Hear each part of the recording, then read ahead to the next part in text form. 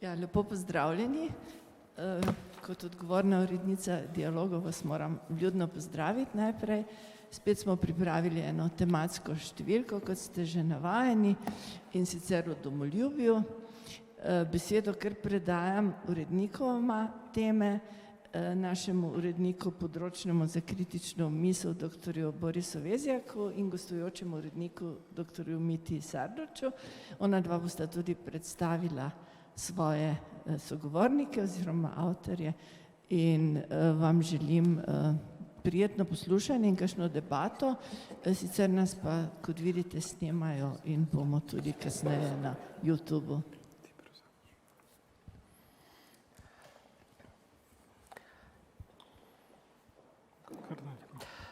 Lepo pozdravljeni tudi iz moje strani oziroma z najine strani ali pa z naše strani. Jaz sem Mitja Sardoč, prihajam z Pedagoškega inštituta in sem danes v vlogi, kot je povedala odgovorna urednica Dialogov, magister Emica Antončič, gostujoči urednik oziroma sourednik tematske številke revije Dialogi o domoljubju. Torej, ideja se je porodila tam enkrat lani na pobudo dr. Vezjaka in nekako sva strnila glave in se odločila, da narediva tako zanimivo kombinacijo domačih in tujih avtorjev. Na srečo nisva imela velikih težav pri temu, da pritegneva dejansko veliko večino tistih, ki se s problematiko domoljubja v Sloveniji ukvarjajo. Na nek način je bila zadeva hvaležna tudi v toliko, zato ker je to tema, ki je vedno znova aktualna. Tako da glede tega je čisto tehnično oziroma uredniško ni bilo večjih težav pri sestavljanju programa. Seveda pa pridejo še razni detajli, roki za oddajo in tako naprej, ampak tukaj sva imela hkrati tudi strani uredništva dovolj proste roke, da sva lahko izbrala in imela dovolj časa, da sestaviva tematsko številko. Zakaj patriotizem oziroma domoljubje? Tukaj je več možnih odgovorov. Eden je zagotovo ta, da je tema vedno znova aktualna. To se pravi, kakorkoli obrnemo, se k domoljubju vedno znova vračamo, gre hkrati za enega, po mojem, doslednih konceptov v tem, kot jaz pišem v svojem uvodu, panteonu političnih idej, idealov in konceptov. Njegova značilnost je pa na nek način ta, da na nek način razdvaja. To se pravi, imamo njegove take ali zelo vnete in goreče zagovornike, ali tisti, ki temu pojmu nekateri celo kategorično nasprotujejo. Tako da z tega vidika je patriotizem oziroma domoljubje zelo zanimiv koncept, teoretično oziroma konceptualno gledano, hkrati pa vedno znova aktualen. Vedno, ko ga tudi ne nazadnje, čemur smo priča danes, konfliktu v Ukrajini, je ta zadeva zagotovo pojem domoljubja eden tistih, skozi katerega lahko mislimo tudi to zadevo. Tako da najino omizje je kar precej veliko. Poleg naju z dr. Vezjakom sta tukaj še dr. Zdenko Kodelja, prav tako z Pedagoškega inštituta dr. Štrajn, prav tako z Pedagoškega inštituta, še vedno ga imamo za svojega, tako da dr. Vezjak iz oddelka za filozofijo Filozofske fakultete Univerze v Mariboru, dr. Vesna Mikolič iz ZRS-ja Koper in Univerze v Trstu in dr. Jernej Kaluža, tudi eden od soavtorjev glede institucionalne afiliacije Fakulteta za družbene vede. Najlepša hvala glede tega. Tako da toliko čisto uvodoma. Jaz bi predal besedo svojemu souredniku, dr. Vezjaku, še za kakšen komentar. Ja, hvala, Mitja. Mislim, da si že skoraj vse povedal. Mogoče 2-3 stvari, preden dava dovolj vljudno besedo drugim sodelujočim v številki, tako da ne bom govoril zares veliko. Zdaj, kolega Mitja Sardoč je seveda zelo skromen, pozabil je povedati da je on namreč 2 leti nazaj pri Springerju izdal Handbook of Patriotism na približno 1000 straneh. Sprej gre za monumentalno delo in najbrž tolikšno delo, kot ga pravzaprav do njegovega handbooka, ki je šel, kot rečeno, pri dovolj prestižni založbi še ni bilo.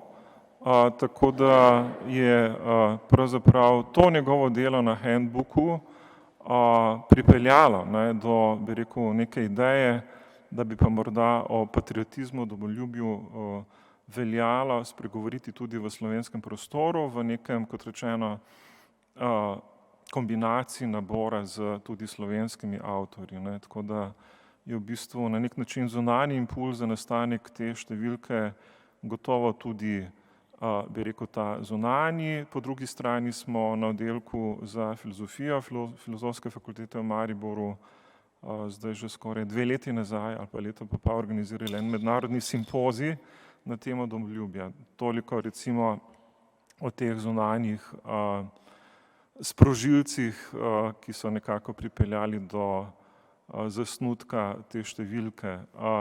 Druga stvar, ki bi jo želel zelo načeloma omeniti, je naslednja, da sva kot urednika imela kar nekaj pomislekov in težav pravzaprav že pri slovenjenju samega izraza za patriotizem.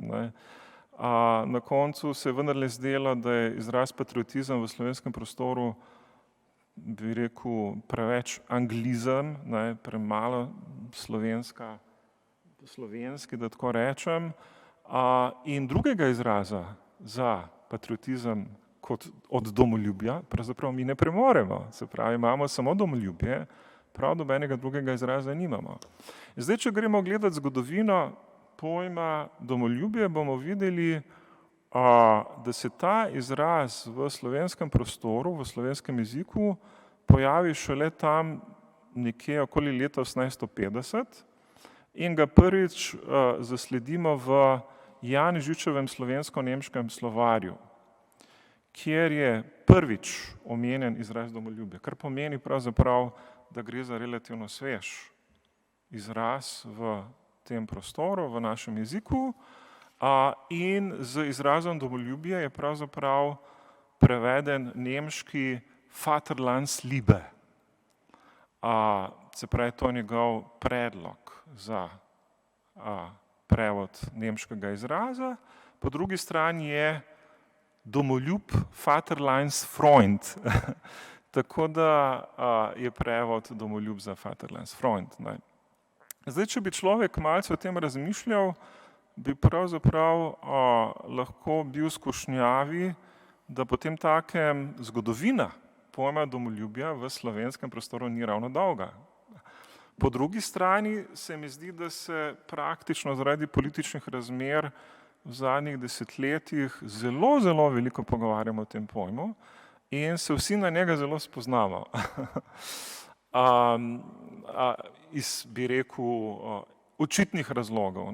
Ti očitni razlogi so gotovo ti, da slovenska politika v precejšnji meri promovira domoljubje,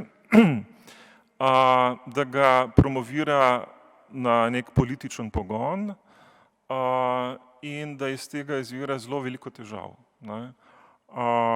Predvsem težave instrumentalizacije tega pojma za dosego nekih političnih ciljev.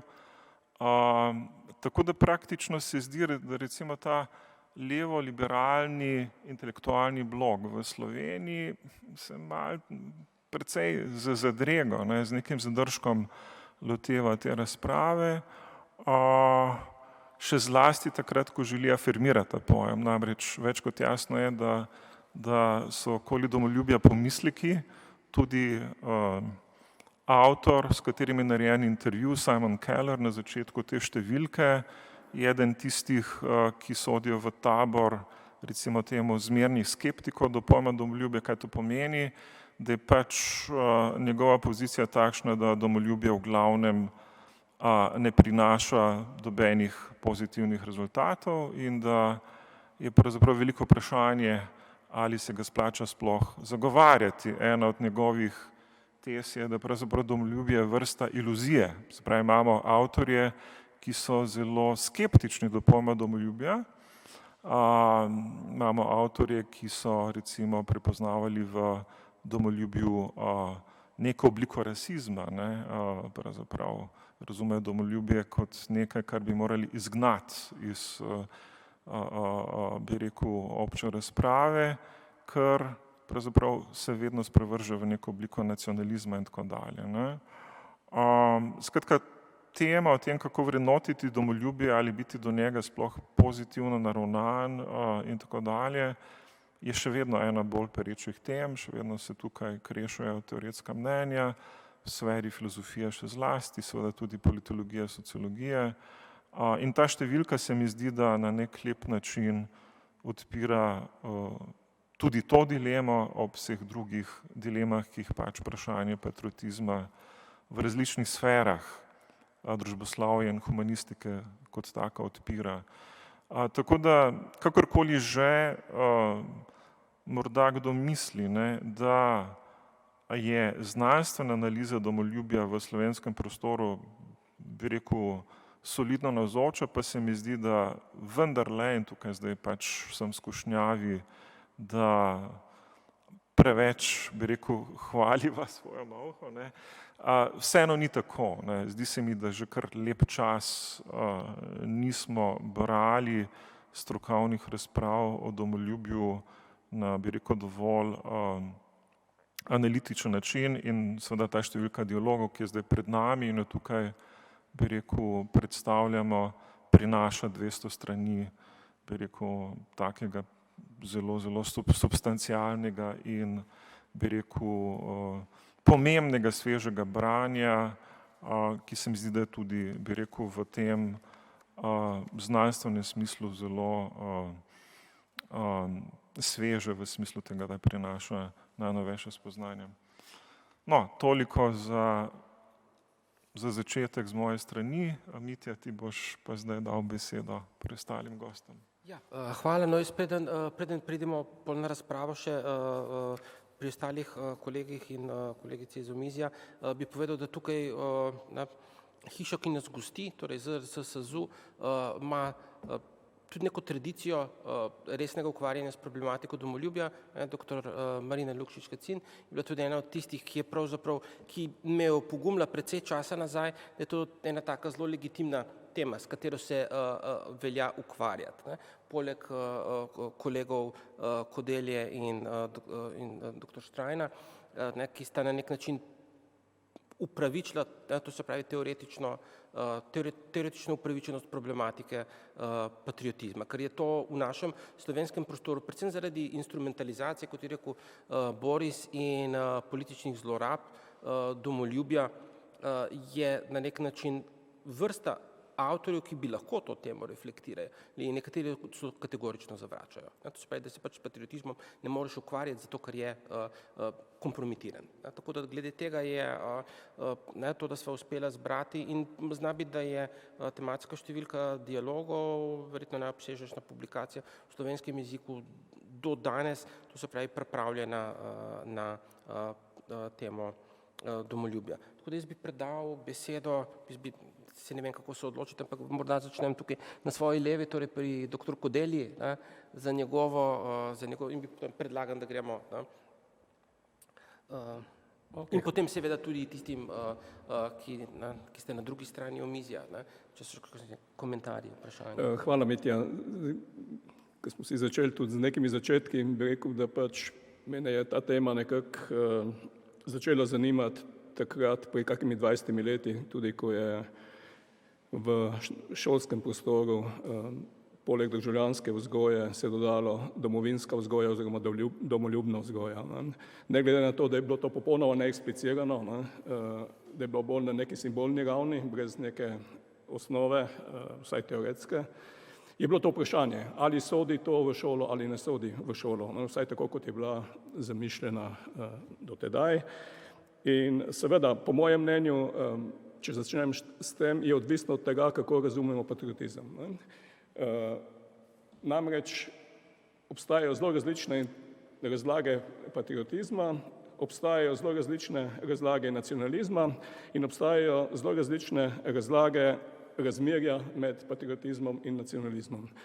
Tisto, kar je zelo pogosto bil razlog za zavračanje patriotizma, je bila povezava patriotizma z nacionalizmom oziroma celo obravnavanje obeh pojavov skorajda kot enega in istega. Se pravi, da je bil nacionalizem, patriotizem se uporabljal kot sinonimi, ta dva izraza. To je seveda velik problem. Zdaj, če je to mišljeno v smislu patriotizem, ki je vezan na nacionalizem, to, kar se je v glavnem zgodilo nekje sredi 19. stoletja, predvsem v Nemčiji, z tem porastom nemškega nacionalizma, kjer je bil vezan na narod v smislu nacije, v smislu etnije in neke kulturne enotnosti. Medtem ko to, kar sem poskušal predstaviti, to idejo republikanskega patriotizma, ki ga v glavnem v sedanjem času zagovarja Maurizio Viroli, je seveda najbolj verjetno znanih avtorjev na tem področju, Italijan po rodu, predava pa po celem svetu, na Princetonu je bil profesor in se posod okrog in je tudi napisal znano knjigo, če tako lahko rečem, Zgodovina patriotizma, ki je imela kar precejšen vpliv v svetovnem merilu. No, njegova interpretacija patriotizma kot republikanskega patriotizma je poskus ločiti patriotizem od nacionalizma oziroma se vrniti k neki ideji patriotizma, ki ni vezana na nacionalizem. V tem smislu je njegova ideja tega republikanskega patriotizma v precejšnji meri ali pa ima precejšnje podobnosti s Habermasovim konceptom ustavnega patriotizma po eni strani in po drugi strani z konceptom kozmopolitskega patriotizma, ki ga zagovarja Apaja. Seveda so tudi razlike. Sama ideja republikanskega patriotizma, ki jo predstavlja Viroli, ima neke korenine v tem antičnem rimskem republikanskem patriotizmu, za katerega naj bi bila značilna, recimo temu, ljubezen do zakonov in skupnega dobrega oziroma institucij republike, ki zagotavljajo svobodo svojim državljanom. To je ta osnovna opredelitev tovrstnega patriotizma in ideja, kaj je predmet tega patria, ampak ne pojmovana kot so takrat nekateri imenovali terra patria, se pravi po naše recimo neka očetnjava, se pravi tam, kjer se je nekdo rodil, pa kjer so pokopani njegovi predniki in podobno, ampak kot res publika, se pravi republika tudi v tem smislu, ker gre za neko skupno svobodo in obče dobro in ta ideja se je potem nadaljevala v nekem smislu tudi vsaj pri Avguštinu še v srednjem veku, pa deloma pri nekaterih drugih, v renesansi, pri humanistih, v Florentincih in najbolj pomembno morda potem pozneje pri Montesquieju in Rousseauju, kjer sta oba govorila, da je resnična domovina le svobodna država, eta libera, ki daje oziroma omogoča svobodo svojim državljanom. In recimo Rousseau je celo direktno rekel, ni domovine, se pravi patrie, brez svobode. Če je brez svobode, je to dežela, pays. Se pravi, to je ta ključni poudarek pri tem pojmovanju patriotizma. Zdaj, to, kar je zanimivo in zaradi česar sem tole nekako v tej smeri predstavil te njegove ideje, je, da je Viroli to umestil v sodobno dogajanje v italijanski politiki, kjer tako desnica kot levica zavračata to idejo republikanskega patriotizma. Zdaj, Viroli upravičeno ali ne, domneva, on misli, da je to, vsaj za to demokratično levico napaka, da na ta način prepušča ta koncept oziroma pojem oziroma to govorico o patriotizmu ali pa še bolje o nacionalizmu, o naciji, desnici. In da bi morala ravno obratno se sklicevati na republikanski patriotizem in na ta način na njihovem terenu, se pravi na terenu desnice, na področju razprav o nacionalizmu, na nek način prevzeti pobudo, če tako lahko rečem, in pritegniti tiste državljane, ki bi morda na volitvah volili levico, če ne bi levica imela nekega takega zelo odklonilnega odnosa tudi do republikanskega patriotizma. Zdaj, ta republikanski patriotizem pa je, če tako lahko rečem, nekoliko bolj specifičen od Habermasovega. Ne gre samo za neke ustavne vrednote, tudi te, ampak ne samo to, gre tudi, kot on pravi, za neka ta nacionalna čustva, nacionalno kulturo, jezik, poudarek tudi na teh vrednotah, vendar seveda vedno v okviru tega širšega koncepta. Se pravi, narod da, ne, ampak ga povezati z idejo človeštva, v tem smislu. In to, kar je podobno potem z nekimi idejami tega kozmopolitskega patriotizma.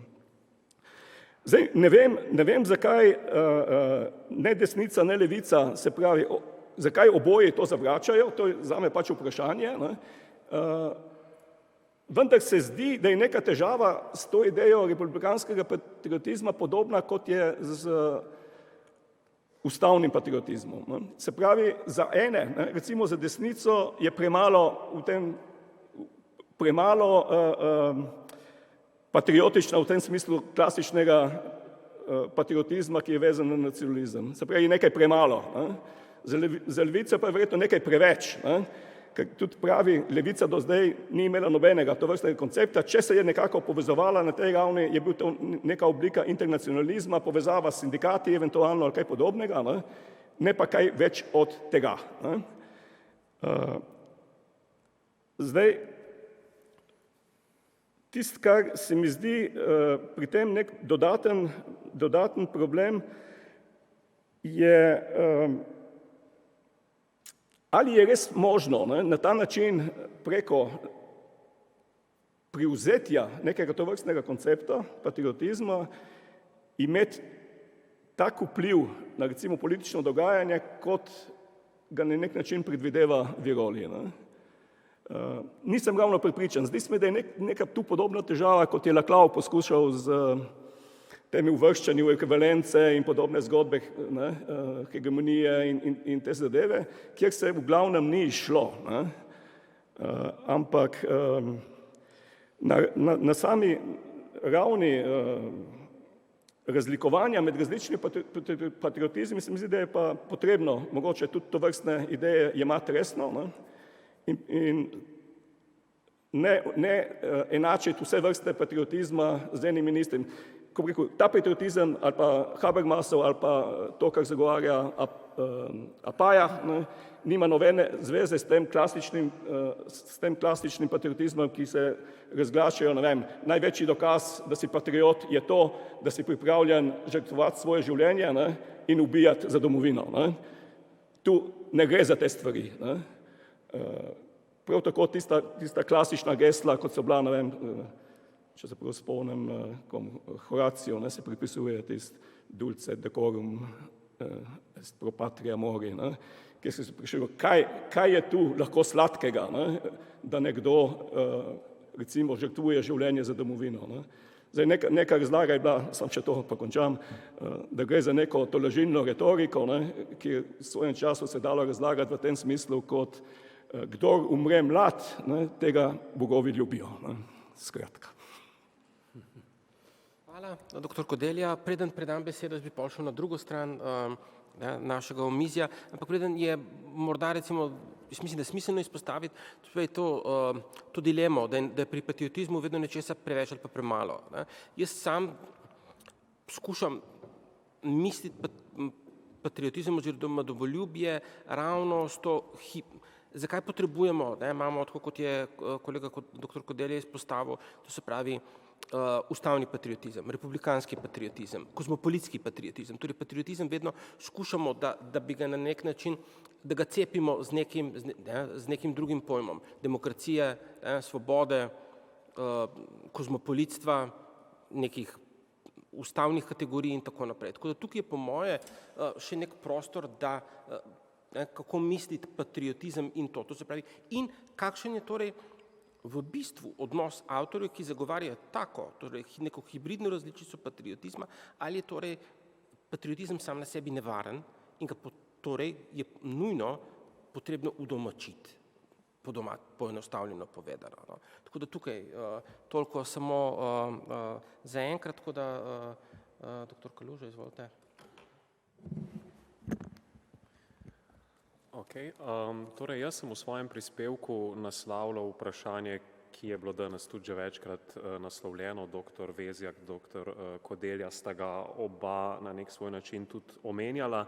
Skratka, to vprašanje, a je pod kakršnimi koli pogojem možno afirmirati domoljubje stališča progresivnih levih politik in tako naprej. Skratka, a je v domoljubju neki v esenci narobe, ali bi po drugi strani mogla iti progresivna misel v neke vrste koalicijo, sodelovanje, če ne z domoljubjem samim, pa vsaj z neko afektivno nastrojenostjo, ki je prisotna v domoljubju. Tukaj sem izhajal iz tega, Badiou je nekje omenil, da so recimo stvari, kot so domoljubje, družina in tako naprej, da so strupene vrednote na način, da so tako na nek način zelo nedolžne na tej čustveni ravni, ne, pač, ne vem, ne naravno, ampak nekako ljudje imajo pač radi svojo družino, svoj dom in tako naprej, ampak so ravno zato tako zlahka zlorabljene in vprašanje je, no, a je možno nekako izkoristiti te afekte, brez da bi zapadli v to logiko mi proti njim, v identitarizem in tako naprej. Ne. Skratka, to je bilo neko osnovno vprašanje in jaz sem skušal nek koncept, ki sem ga pri koncu članka zasnoval, je bil, se pravi, lokalizem brez doma na mesto domoljubja in bom skušal razložiti, kaj sem imel s tem v mislih. Skratka, izhajal sem iz te dihotomije, ki jo ima v mislih tudi Latour v enem tekstu, kjer pravi, ne, da progresivne politike s tem, ki zavračajo domoljubje, pogostokrat zapadejo v nek prazen globalizem, v neko nasprotje domoljubja, v neko nasprotje te navezanosti na neko konkretno lokalnost, ki je pogostokrat čisto abstraktna. Mi smo sicer na načelni ravni se počutimo kot pripadniki, sopripadniki s celim svetom, ne, da se pravi, ampak na ta način se tudi izgubi ta neka solidarnost in pogostokrat tu na nek način vodi ta globalna drža v nek prazen individualizem, ne, tu na nek način Latour kritizira in predlaga koncept prizemljenih politik, skratka neke politike, ki v bistvu ohranijo to prizemljenost, povezanost na lokalno okolje in tako naprej, brez da bi zapadle v slabe plati domoljubja na eni strani in brez da bi zapadle v nek tak bolj neoliberalni globalizem, neko tako politično držo. Meni se je tu zdelo zanimivo izhodišče, ampak nekako prekratko, nisem čisto vedel, kako bi zdaj to logiko prizemljenih politik lahko konkretiziral. Zdela se mi je tudi problematična, ker mislim, da dosti enih progresivnih politik ali pa političnih idej temelji na ideji pobega, ne, da ti nekako greš iz lokalne skupnosti.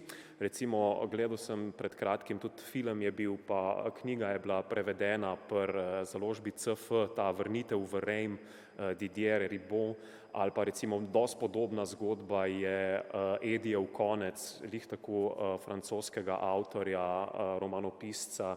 Skratka, povsod gre za to zgodbo, da nek posameznik uide iz nekega konzervativnega, tradicionalnega, lokalnega okolja in potem v mestu ponavadi sreča neke bolj progresivne družbe in se na ta način reflektira to svojo ujetost, kako je bilo in kaj bi se zgodilo pravzaprav, če bi ostal ujet v tem lokalnem okolju. No? In tu se mi zdi neka taka, skratka, hočem reči, ni slučaj, da so te sodobne politike tako ujete v to nasprotje med levico in desnico, med urbanim in ruralnim in tako naprej. Ne. Skratka, vprašanje je, ne, ki si ga tudi omenjeni avtori zastavljajo, ne, a je možno nekako pobegniti iz te tradicionalne, konzervativne, v mnogih ozirih problematične skupnosti, ampak na drugi strani pa vseeno hočemo, ne, tudi v neki metropoli ohraniti neka medčloveška razmerja, nočemo te odtujenosti in tako naprej. No. Skratka, jaz sem pol na koncu skušal sam zarisati, ne, da ta koncept lokalizma nekako skuša rešiti to dilemo.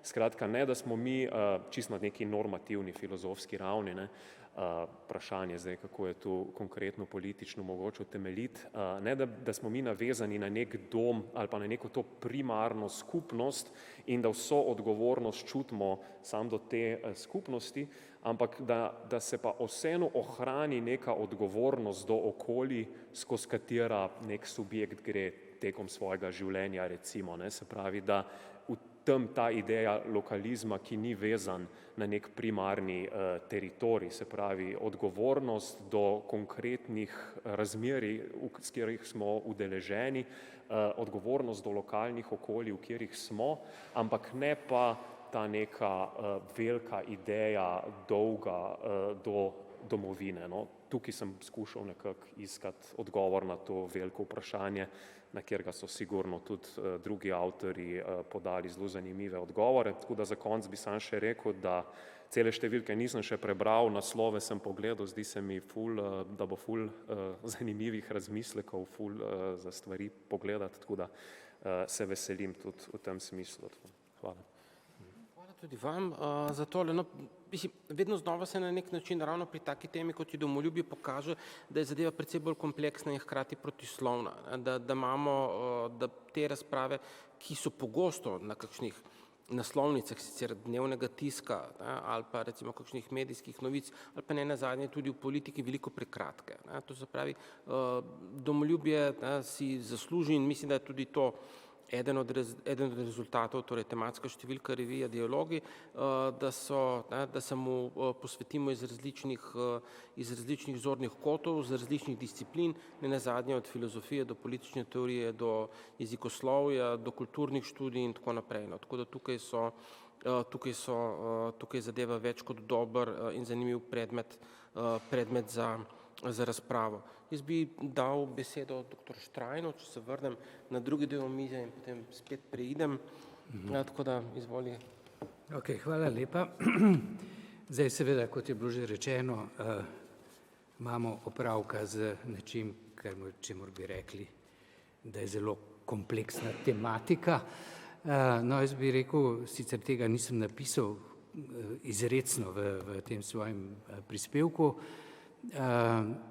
ampak na nek način se to tako razume, da imamo pravzaprav lahko, da imamo dva osnovna pristopa k temu terminu patriotizma ali pa domoljubja, pri čemer tlele mislim, da so neke disonance glede tega, koliko je to res pravi prevod in tako naprej, ampak v glavnem mislim, da po eni strani ga lahko obravnavamo kot koncept, po drugi strani kot pojav. In zdaj v obeh primerih imamo težave, seveda, ne? Ampak denimo tam, no, mislim, je že Zdenko omenil Montesquieja, ne? Recimo pri Montesquieju je še šlo za koncept. Ne? Recimo med drugim, no, tle sem pač omenil, da je Montesquieu se seveda zauzema za ljubezen do skupnosti, ne?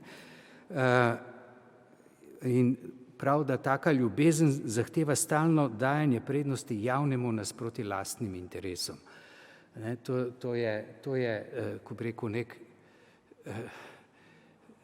neka paradigma, bom tako rekel, tega formule patriotizma, kakršna se recimo zdaj prikazuje recimo v tem konstitucionalnem patriotizmu, ki ga pripisujejo v glavnem Habermasu, čeprav jaz imam tle celo zabeležen, pa ne vem. Starejši.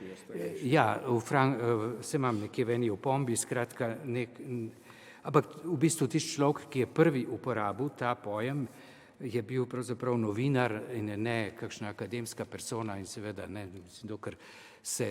dokler nek pojem ne dobi blagoslova v akademskih skupnosti, ne velja, da je resen pojem, ne, in tako naprej. Zdaj,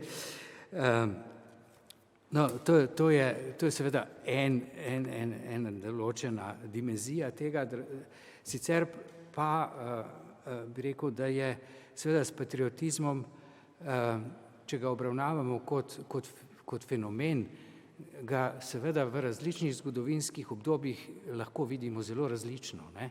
To ni nekaj, kar bi bilo čisto konstantno z nekim fiksnim pomenom in tako dalje. In ta ko bi rekel, pojav patriotizma, s katerim imamo za opraviti zdaj, recimo v obdobju, kaj jaz vem, mogoče že post-neoliberalizma, ne, je seveda specifičen, ne. Je produkt nekih določenih, kaj jaz vem, dogajanj, družbenih dogajanj, ideoloških dogajanj, političnih dogajanj, kulturnih, če hočete, vse sorte. No, v glavnem je pa tisto, kar je neka določena tenzija, ki je vsajena v ta pojem patriotizma, je po mojem napetost med univerzalizmom in partikularizmom, ne. To seveda ni značilno samo za pojem patriotizma, recimo tudi za pojem nacionalizma in tako dalje. No in kot rečen, tam, ne, v tem še v 19. stoletju, recimo pri Fichteju najdemo, ne, poskus nekako, ko bi rekel, združitve partikularnega interesa z univerzalnim razumevanjem, ne. To se seveda veže na vlogo nemške nacije in tako dalje, ne. Zdaj je seveda, to ni bil prvi tak poskus, ne.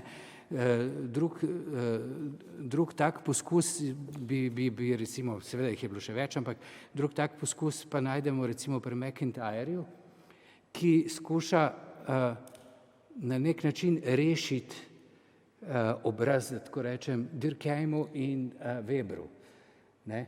In kot vemo, sta Durkheim in Weber zavzela dve različni poziciji glede recimo patriotizma, glede odnosa do svoje nacije, tako da je Durkheim je zagovarjal svojo nacijo kot tisto, ki stoji na stališču civilizacije, Weber pa Nemčijo oziroma nemško nacijo kot tisto, ki stoji na stališču kulture. Ne, zdaj McIntyre na nek način skuša rešiti to zadevo tako, da reče, ja, sej ona dva nista nacionalista, zato ker opozarjata na nek obči pojem, za katerega pravzaprav v katerega vključujejo ta partikularni interes. Jaz mislim, da je seveda ta argumentacija McIntyrea zelo, zelo šibka.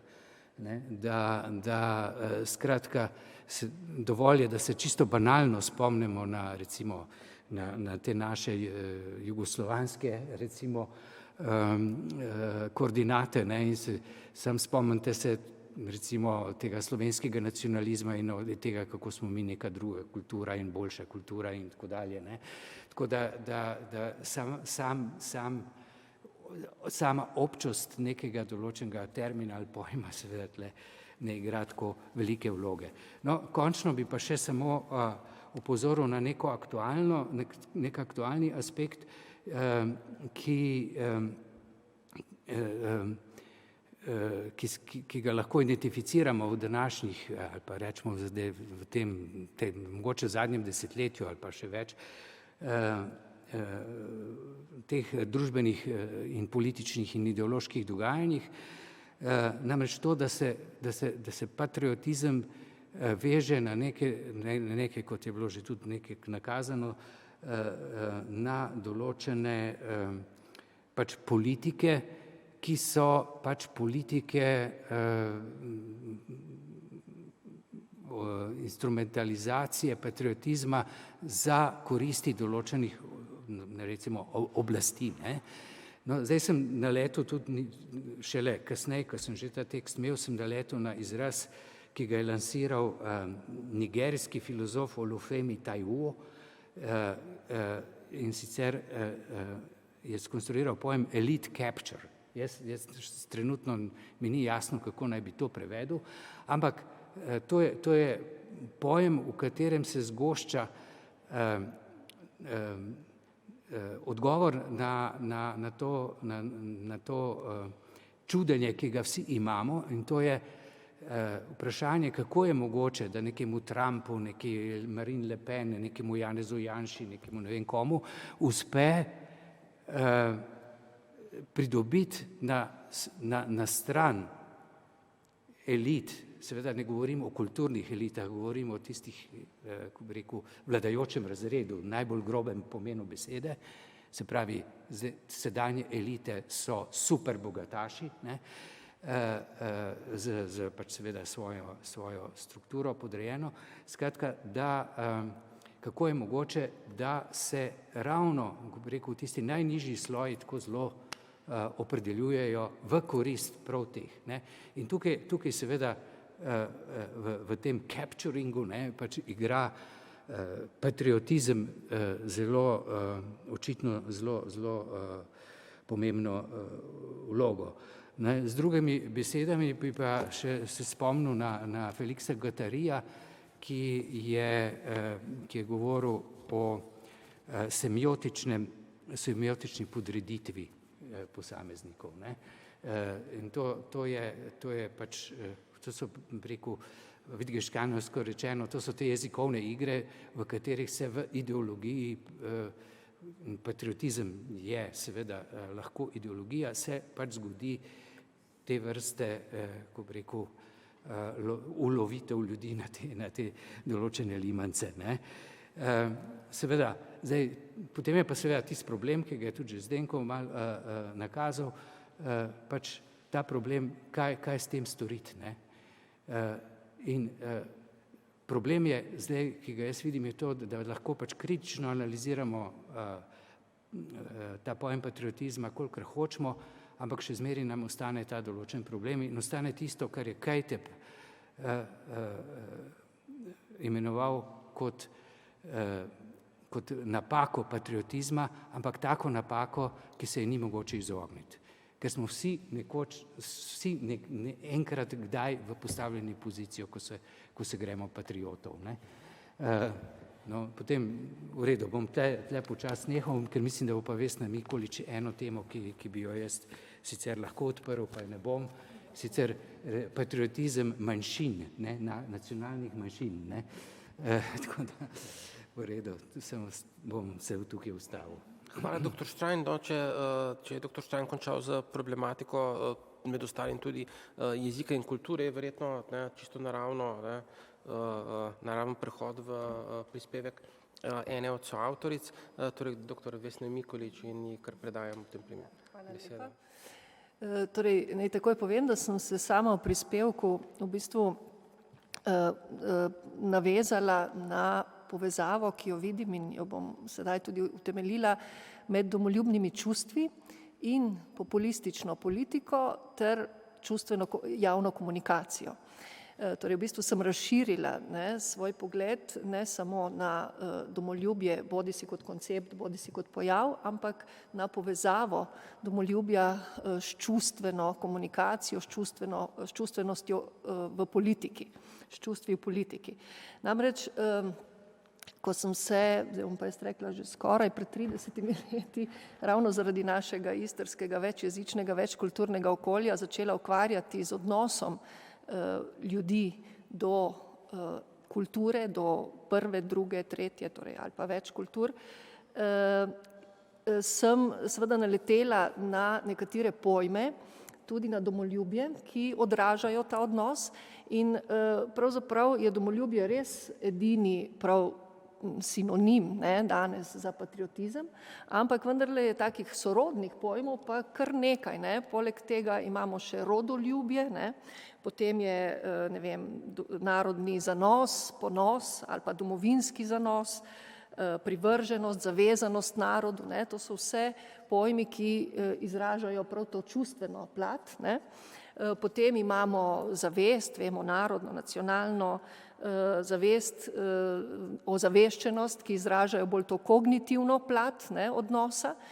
In potem je recimo še lojalnost, ta se pojavlja predvsem sicer lojalnost neki državi, ali pa tudi lojalnost katerikoli skupnosti, ki pa zahteva tudi neko akcijo, ne. In tako v bistvu se kažejo različne sestavine odnosa do kulture, ki jo lahko imenujemo ali narodna zavest, ali medkulturna zavest, ali mogoče kozmopolitska, ne, zavest.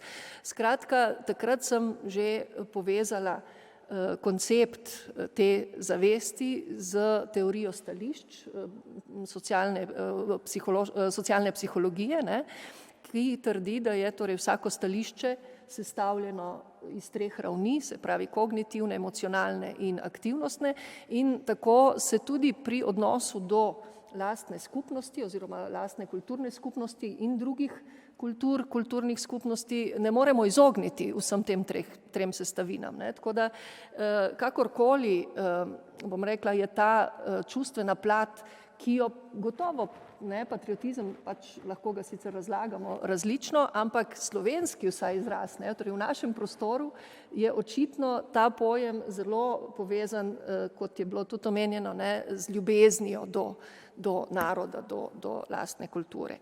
In temu se pač ne moremo izogniti. Je pa seveda odvisno od različnih okoliščin, kako se bo in katera od teh ravni se bo bolj v določenem trenutku, v določenih okoliščinah izrazila. In raziskava, ki sem jo že takrat, torej konec 90. let, začetek 2000, opravila v našem prostoru in sem opazovala odnos tako do slovenske kot do italijanske kulture v slovenskem delu Istre, ugotovila, da je prav ta čustvena komponenta izrazito odvisna od starosti. Se pravi, torej z leti, ne, torej starejše generacije so imele bolj izrazito to komponento, čustveno komponento, ne. Seveda to ne pomeni, da ta neobremenjenost mladih pomeni manjše tveganje za to, da razvijajo tudi kakšne skrajne čustvene, ne, rekla, čustven odnos. Vemo, kako se da ravno mlade zelo zmanipulirati, ne, prav kakšna, ne, v take skrajne patriotistična čustva, ne, domoljubna čustva. No, ampak k temu gotovo prispevajo poleg starosti, ne, prispevata vsaj še 2 faktorja, s katerimi sem torej povezala, če vidimo torej domoljubje predvsem kot izraz nekih torej čustvenega odnosa do skupnosti. To je gotovo politika, ne, torej tista struja, ki takšna, kot je politika na oblasti, gotovo vpliva na to, kakšno domoljubje oziroma kako bo ta odnos do te skupnosti izražen. In tukaj seveda niti levica, niti desnica ne moreta se pravzaprav izogniti temu, ker sicer se to res vrne kot bumerang, tako kot je bilo tudi že povedano, ne, da so nekateri to že raziskovali. Sama tudi tukaj ne bom zdaj, da ne bom predolga, omenjala, kako danes morda v Sloveniji gleda levica na to in kako desnica. Bom opozorila predvsem na to, kako nevarna je torej populistična politika, oziroma zakaj populistična politika tako rada se navezuje na ta domoljubna čustva. Ne? Torej, domoljubna čustva so najbolj množična v neki skupnosti, ker kot pravim, izogniti se jim očitno ne da. In seveda je potem zelo lahko takšni politiki, ki išče, ki se želi približati na tak, bom rekla, nepristen način, se nasloniti na ta čustva in na drugi strani torej prikazati sebe in to skupnost kot žrtev nekoga, ki mu seveda poiščeš nasprotnika. Ne? Bodisi, da so to migranti, bodisi, da so to manjšinske skupnosti, bodisi, da so to državljani, sodržavljani, ki naj ne bi bili takšni domoljubi, kot si ti. Ne? Se pravi, tega vse smo bili deležni sedaj v času zadnje vlade v Sloveniji in tukaj gre za očitno tudi, bom rekla, to najbrž tudi ni treba, da posebej izpostavljamo, pa vendar navzkrižje, ne, kako ravno takšna politika, ki naj bi slonela na domoljubnih čustvih, kako prihaja potem pravzaprav do politike, ki je najmanj domoljubna, ne, ker pač razdvaja, ker škodi tej isti skupnosti. Ne. No, ampak čeprav se nam zdi, da to vemo in čeprav se nam zdi, da neka skupnost ne more zapasti v tako množično, ne, psihozo, množična domoljubna čustva, ki jih želi neka takšna oblast sprožiti, pa vendar lahko vidimo, kako, in smo primere iz zgodovine videli, kako in se tudi še vedno sprašujemo, kako je možno, ne, prej je bil omenjen Trump, Le Penova in Janša, kako je možno, da se neka družba pravzaprav prelevi, ne, tudi zdaj govorim o slovenski družbi, ki je v primerjavi s kakšnimi drugimi družbami morda bila v javni komunikaciji manj čustvena. Ne? In tukaj bi želela sedaj povezati še pojav domoljubnih čustev z javno komunikacijo, torej kako celotna javna komunikacija vpliva na naravo domoljubja. Namreč za slovensko javno komunikacijo je bilo, tako so kazale nekatere tudi moje, pa tudi še nekatere druge raziskave, ko sem recimo, sama sem primerjala slovensko javno komunikacijo z javno komunikacijo v Italiji, torej to že v 90-ih letih, in takrat je izgledalo, da je slovenska javna komunikacija velikokrat bolj nagnjena k neki zadržanosti, tudi k neki litoti, če hočete, torej bodisi, da je to povezano z neko, ne vem, slovensko prislovično skromnostjo, ne, ampak kakorkoli to se je kazalo v vzorcih, ne vem, javnih okroglih miz, ne, takrat, medtem ko je italijanska javna komunikacija bila odvedno nagnjena k gostobesednosti, k tudi hiperboli, če hočete, ne, torej pretiravanju. No, danes, v času torej, omrežne družbe, v času te komunikacijske revolucije, je seveda hiperbola pravzaprav ena osnovnih elementov javne komunikacije, ne, torej to pretiravanje, ki vodi hitro tudi do laži, ne, o tem je tudi Slapšakova nekje pisala, je prisotno tudi v naših omrežjih. Ne. Se pravi, lahko rečemo, ali smo v tem kaj specifični, ali je to pravzaprav značilno sedaj za vse družbe, da postajajo vedno bolj emocionalne v komunikaciji in s tem tudi potem prihaja do lažjega, bom rekla, lažje naslonitve politike na ta čustva, ne, kakršnakoli že. No, zdaj tukaj potem pa je zanimivo, in to bi še za konec izpostavila nekaj rezultatov čisto zadnje raziskave, ki navidezno sicer nima veliko opraviti z domoljubjem, ampak dejansko torej COVID, ne, pandemijska komunikacija je pokazala, kako lahko tudi slovenska družba in slovenska javna komunikacija spremeni povsem svojo naravo, ne, in da to niso samo omrežja kriva, torej družbena omrežja in pač digitalni svet, ampak da je to specifika neke družbe, ki je v določenem času pač soočena z neko populistično politiko, ki sem jo prej omenila. Ne.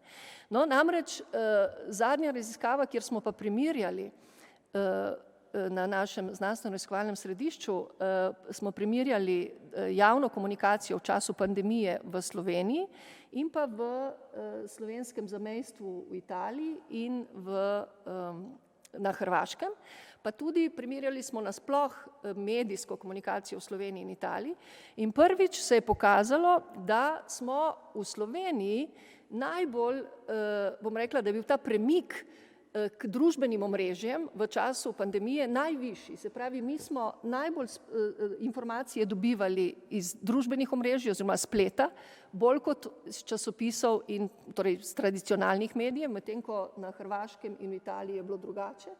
In ravno tako se je porast uporabe družbenih omrežij, seveda dokaj logično, povečal najbolj v Sloveniji, manj na Hrvaškem, manj v Italiji.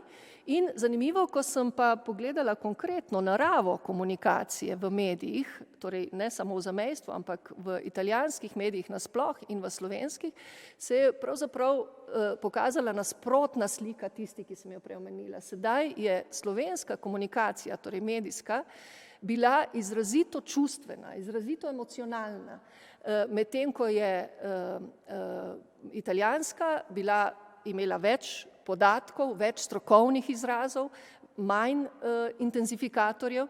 V slovenskih medijih so prevladovali, torej je bilo manj strokovnih izrazov, manj terminov povezanih s pandemijo, več pa čustvenih intenzifikatorjev. In zdaj, ko sem šla še globlje in analizirala diskurs Janše in diskurs Conteja, se pravi dveh sočasnih premijejev, ki sta imela tudi v razmiku recimo enega dneva nekočen govor, se je pokazala, odkot ta razlika, kajti naši mediji so se ves čas sklicevali na premijeja, zato ker je bila celotna komunikacija tudi izrazito centralizirana.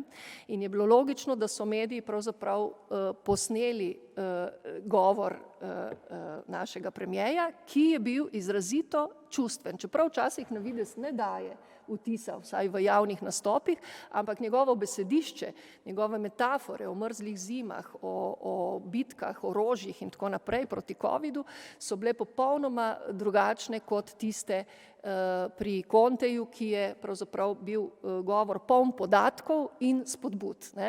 Tako da ne bom šla tukaj globlje, ker smo marsikaj o javni komunikaciji v času covida slišali.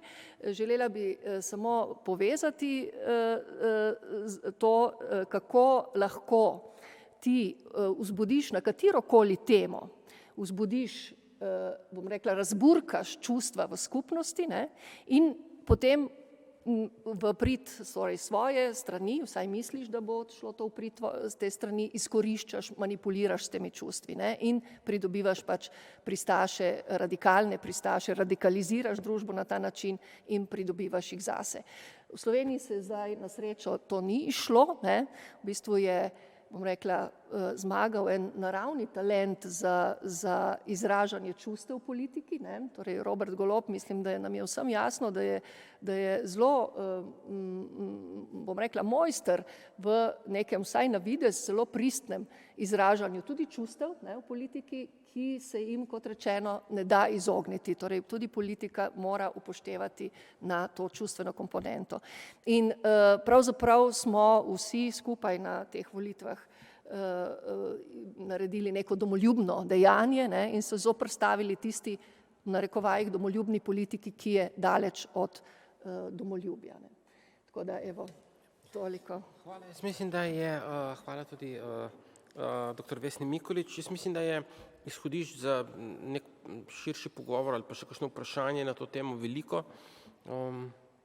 Sourednik, še ti kakšen? Ja, zdaj lahko govorim. Kaj bi rekel? Morda bi začel za tem izzivom.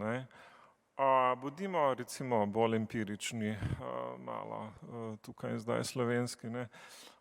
Spomnili se boste recimo pol leta nazaj ali pa celo manj te afere, kako je bil kulturolog Petar Stanković, ki je napisal knjigo o narodno-zabavni glasbi, stigmatiziran zaradi nekega intervjuja za, mislim, da Val 202, zato ker naj bi domnevno rekel, da narodno-zabavna glasba v Sloveniji lahko v določenih elementih pripelje do fašistoidnih oblik oblasti, nekaj takega. Ne. Kasneje se je sicer izkazalo, da tega pravzaprav sploh ni rekel, kar se mu je potikalo, ampak kaj je bila morala te zgodbe? Morala te zgodbe je bila, da je nek znanstvenik, ki se ukvarjal z narodno-zabavno glasbo, evo tam je kolega Igor Bašin, ki se z glasbo ukvarja, pravzaprav izkusil na svoji koži, ne, kako nevarno je kritizirati nekaj, kar nekdo dojema kot domoljubje. On seveda ni napadel domoljubja, slovenskega domoljubja, ob predpostavki seveda, da narodno-zabavno glasbo poslušajo domoljubni državljani ali kaj podobnega, ampak se mu je to preprosto potaknilo. Zdi se mi, da je zelo jasno dr. Peter Stankovič bil žrtev, bi rekel, akademska žrtev, ne, neke orkestrirane gonje, ki je bila zgrajena na manipulaciji, na zgodbi o tem, ki je bila zmanipulirana, kako on napada domoljubna čustva državljanov. S tem, ko domnevno zavrača narodno-zabavno glasbo, s tem, ko tiste, ki poslušajo narodno-zabavno glasbo, domnevno, spet mu je bilo to podtaknjeno, stigmatizira kot, bi rekel, takšne, da so podvrženi fašistoidnim politikam in tako dalje in tako naprej. Želim povedati, da imamo lep zgled tega, kako je pravzaprav mogoče govoriti o domoljubju tudi na ta način, da je predpostavljeno, kako bi rekel, kot neka vrednota in kako je v tem primeru takšna, ki se manifestira skozi poslušanje narodno-zabavne glasbe in kako imamo tudi v akademski sferi pravzaprav to težavo, da neka resna znanstvena knjiga lahko naleti na to vrsten odpor, pri katerem je, kot rečeno, patriotizem zdaj tista točka, ki je uporabljena za to, da se nekako revanšistično etiketira, žali, stigmatizira nekega profesorja, nekega akademika. Ne, se mi zdi, da v tej razpravi okoli te knjige, tej aferi, če ne tako rečem, da smo se malo premalo koncentrirali na ta patriotski element te zgodbe in malo preveč na ta, bi rekel, žalilni element, ker je pač potem profesor SFDV moral dokazovati seveda, da česa takega pravzaprav ni rekel in da je šlo za neko politično gonjo. Seveda je šlo za politično gonjo, seveda je šlo za manipulacijo in zlorabo, ampak šlo je za to, da je ta, ki je zlorabljal in manipuliral, pravzaprav interpeliral državljane v domoljube, ne, in računal s tem, da bodo državljani zgroženi nad profesorjem SFDV-ja, zato ker domnevno žali njihova domoljubna čustva. To je bilo v ozadju te zgodbe. Mimogrede o tem pišem deloma tudi v svojem prispevku v tej tematski številki. Evo, Mitja. Hvala. Je šlo bolj za domoljubna čustva ali rodoljubna čustva? Zdaj, hočem reči, če začnemo s temi distinkcijami med... Mišel, ker tudi Darko je malo prej omenjal, da mogoče pa domoljubje ni edini možen prevod za patriotizem slovenščino. Kaj je to rodoljubje? Mi lahko ti poveš, Zdenko in Darko, kakšne so te alternative? Prevodne alternative? Po mojem ni alternativa, ampak je razlika, mislim, med nacionalizmom, ki naj bi bilo rodoljubje, ne, se pravi ljubezen do rodu, ne, in tako naprej, medtem ko domoljubje je pa na domovino, na patrijo, na dom in tako naprej. Ne.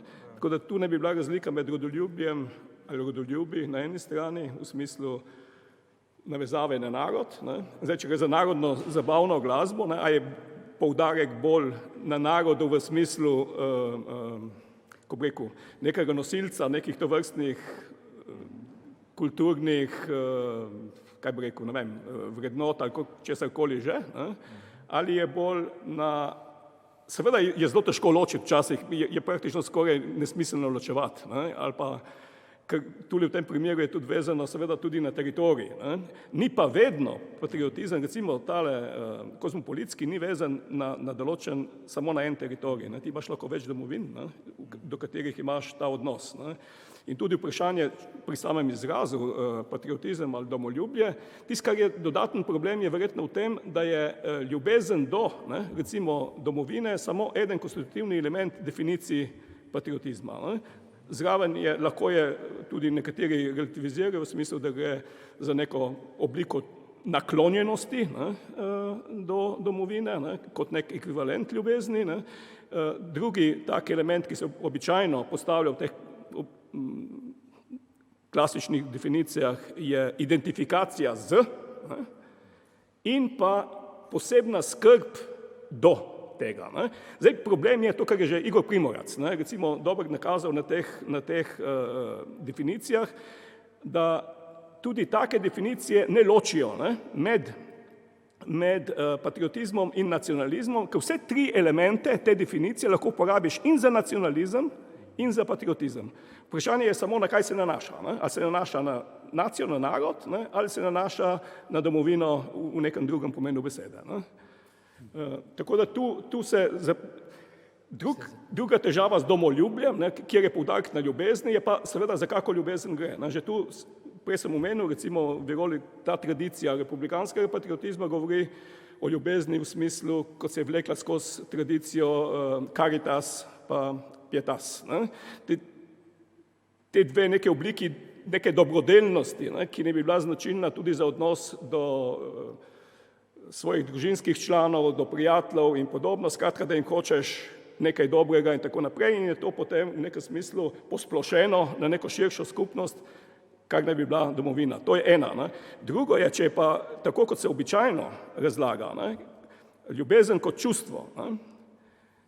Tu pa nastopi velik problem, saj s tistimi stvarmi, ki sem se jaz ukvarjal, ker se postavlja to kot cilj, recimo vzgoje, naprimer, ne, ker je bila ena glavnih argumentov pri McIntyreju, ne, ta moralna interpretacija patriotizma z tega vidika, da pač ne moreš ti vzgojiti moralnega človeka, če nisi vezan na neko konkretno skupnost in tako naprej, da se pravi, pri vzgajanju ljubezni do domovine ni isto, kot če nekdo poučuje matematiko, ki je lahko popolnoma irelevantna, abstraktna, ne, odločena od vsega, ne, da pri učenju moralnih norm in tega gre obratno, ne, po njegovem. Je pa res, da je, kolikor je znano, ne, McIntyre sam v knjigi After Virtue, ne, rekel, da v današnjem času tak patriotizem, kot je bil in ki ga je on zagovarjal, kakih nekaj let, desetletji predtem, ne, ni več mogoč. Ne. Ni več pa mogoč zaradi tega, ker ni več neke enotne moralne, ne, osnove družbe. Ne. So pač različne in tudi vlade pač ne morejo več tega in tako naprej in tako naprej. Ampak tu pri ljubezni kot čustvu je pa tisti problem, če hočeš reči, aha, se vrnem recimo na šolo, ne, ko to postaviš, da je to cilj, ne, mora biti uresničljiv. Ko imaš ljubezen kot čustvo, tega ne moreš doseči, ne? Vsaj ne na direkten način. Ne? In to je že pri Kantu bilo. Ne? Pač čustvo, tudi ko je govoril sam Kant o patriotizmu v določenih delih, ne, je najbolj pogosto rekel, da ko bi rekel, čustvo ni stvar volje. Ne? Se pravi, ne moreš zahtevati, ne moreš postaviti kot cilj tega. Ne? Da boš to, ja, tako, ja. Jaz lahko počnem, kar hočem, lahko to vsi vemo iz osebnih odnosov, kako je z ljubeznijo. Ne? Pač, ne da se na ukaz nič ali pa na kaj podobnega. Ne, zdaj drugo, kjer pa na nek način pride sam Kant v eni od poznejših razlag, je pa nekaj zelo podobnega, to, kar se je pripisovalo prej kot možnost, recimo, ne vem, pri Pascalu, ne, naprimer, ali pa recimo elsewhere, ne, drugotno stanje. Ne. Se pravi, tudi Kant je nekaj rekel, delaj tako, kot da bi ljubil, ne vem, recimo domovino in morda, ne, tam je bil zelo previden, morda, ne, pa bo prišlo tudi do ljubezni pozneje. Ne. Ampak direktno pa ne gre. Ne, in tako pojmovana ljubezen v tem smislu kot čustvo, ki pa je res najbolj pogosta, ne, interpretacija patriotizma v smislu pa domoljubja, ne, nekako imamo s tem lahko velike težave, no? kako razne stvari potem si razložiti. Ja, če lahko nekaj sem dodam, v glavnem je treba tudi to upoštevati, ne, da so te pojmi, pač imajo vsi neke svoje zgodovinske reference in imajo v različnih skupnostih, ne, različno genealogijo. Ne. No, recimo najbolj znana, no, že banalno znana stvar je recimo, da v Nemčiji velja, da pripadaš rodu po krvi, ne. V Franciji se moraš na teritoriju roditi. Ne. In to je tudi pravno tako oblikovan in verjetno tudi vpliva na neko samorazumevanje. Ne. Seveda pa obe deželi sta razvili vsaka svoj nacionalizem in tudi rasizem in vse, kar spada zraven. Ne. Tako da, ampak tle so te razne distinkcije. No, druga stvar je pa še, kar se tiče konstitucionalnega patriotizma pa tega. Ne.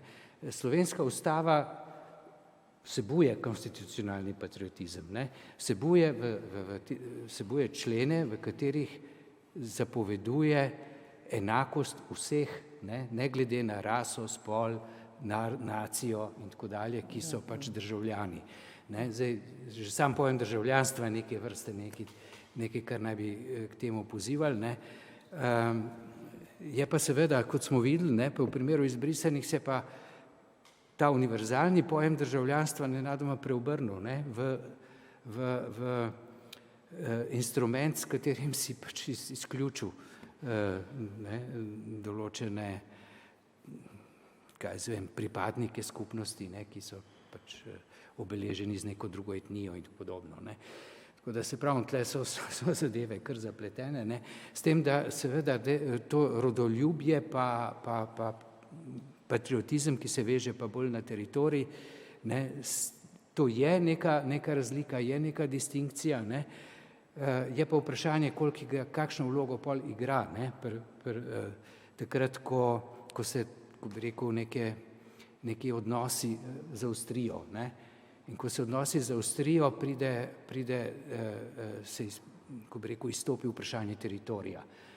Delezovsko rečeno, postavi se vprašanje, kdo je tle deteritorializiran in vprašanje reteritorializacije in tako dalje. Ne. To vidimo zdaj recimo, imeli smo v Jugoslaviji ta problem, ne, kje so Srbi in kje niso Srbi in kje je njihov teritorij, tako da pol pride do te toksične povezave rodu in teritorija. Ne. To je pač seveda nekaj, kar je, s čimer smo soočeni, ne, in kar je zelo težko preseči, ne, ker je preveč vabljivo za politiko, ker ti si uporabil izraz interpelira, ne, ker preko tega interpelira skupnost. Ne.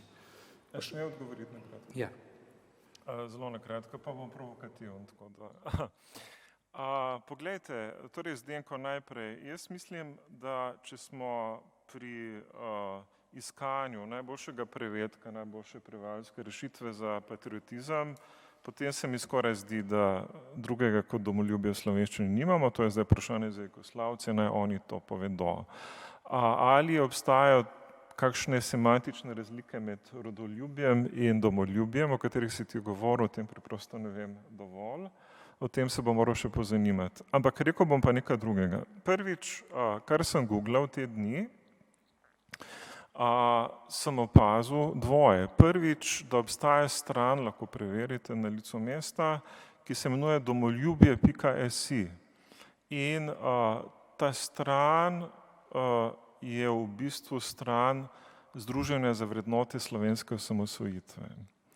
In drugič, obstaja stran, ki se imenuje, mislim da, rodoljub.si in je stran eden od portalov, ki jih financira Trstenjakova, torej še trenutno vedno vladajoča stranka. Skratka, poglejte, že na ravni domen, spletnih domen, so ti izrazi rezervirani, dobesedno, ugrabljeni, dobesedno. In jaz se bojim, da v slovenskem javni razpravi, javnem diskurzu, pravzaprav marsikdo, ki je videl vabilo za današnji dogodek, najbrž misli, da ga organizira Združenje za vrednote slovenske osamosvojitve. Če imam prav, to je zdaj ta moja provokacija, ne, potem mi izgubljamo to bitko. Hočem povedati, potem je pojem domoljubja že krepko v rokah, bi rekel, neke politike, ki z njim počne, kar hoče, ker si je dobesedno tudi sam izraz prisvojila. Ne. Tako da že sama zadrega, da ne vemo, kako bi prevedli ta izraz in potem ugotovimo, da je najboljši kandidat na nek način politično že zaseden in okupiran, kaže na to, da je razprave o patriotizmu, domoljubju očitno zelo premalo in da smo mi danes tukaj malce tudi žrtve tega, da se tega mogoče premalo zavedamo, kaj to pomeni. To bi bil moj odgovor. Dr. Vesni Mikolič, potem pa mislim, da je čas, da pridemo na drugo stran omizja in damo še besedo komu od vas z druge strani. Izvolite. Dodatni še odziv na na naš dogodek bi rada povedala.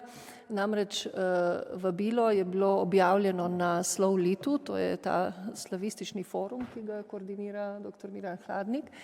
In ko je bilo objavljeno to vajino besedilo, pač v smislu, tam je prav izraz uporabljen nasprotni pogledi, nekaj takega, ampak očitno je ena od kolegic to razumela kot češ, da nasprotujemo domoljubju, ker je pač takoj zavzela stališče, kaj pa imate proti domoljubju, torej domoljubje je, torej v bistvu ga je rehabilitirala, se pravi, da ni čisto, pa dvomim, da pripada kakšni od teh dveh strani. Ja. Tako da kar replika.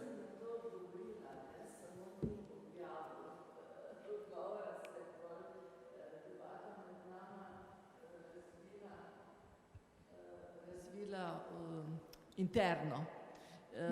Jaz sem pač njeno reakcijo razumela tako, da vsi, ki smo kdaj študirali slovensko literarno zgodovino, pač imamo pozitiven pogled na domoljubje, ker je pač domoljubje vpeto v literaturo in v jezik kot emancipatorna elementa. No, vse pol se je umaknila. Ampak to je verjetno bila posledica stroke oziroma strokovnega pogleda nekoga, ki se z 19. stoletjem ukvarja in tako sem jaz to razumela. Imam pa mogoče še en komentar. Vsi jeziki, vse, kar jih jaz poznam, so patriotizem, patrio prevajali v svoje izvorne. Nemci imajo Vaterlandsliebe, pa imajo Heimatsliebe in mi smo v 19. stoletju prevajali iz nemščine. Se obstaja starejši izraz ljubezen do očetnjave. Poljaki imajo to še zmeraj, poleg patriotizem imajo milošč do ojščizni, ker je dobesedno ljubezen do očetnjave. Zakaj pa imajo Angleži motherland, pa fatherland, pa homeland? Vi ste pisali o tem, dr. Štrajn, tega pa res ne vem, oni imajo vse troje. In bi pa nekaj rekla, če sem vas prav razumela, gospod Kodelja, ste problematizirali to, da bi se čustva lahko privzgajala v šoli, ne? Če preprosto povzamem. Ja. Kako bi pa pol interpretirali spontana domoljubna čustva, ki se pri nas sproščajo ob športnih uspehih? Ja, no, saj to je eden od problemov, da to imamo, ampak dobro, bom pa takole rekel.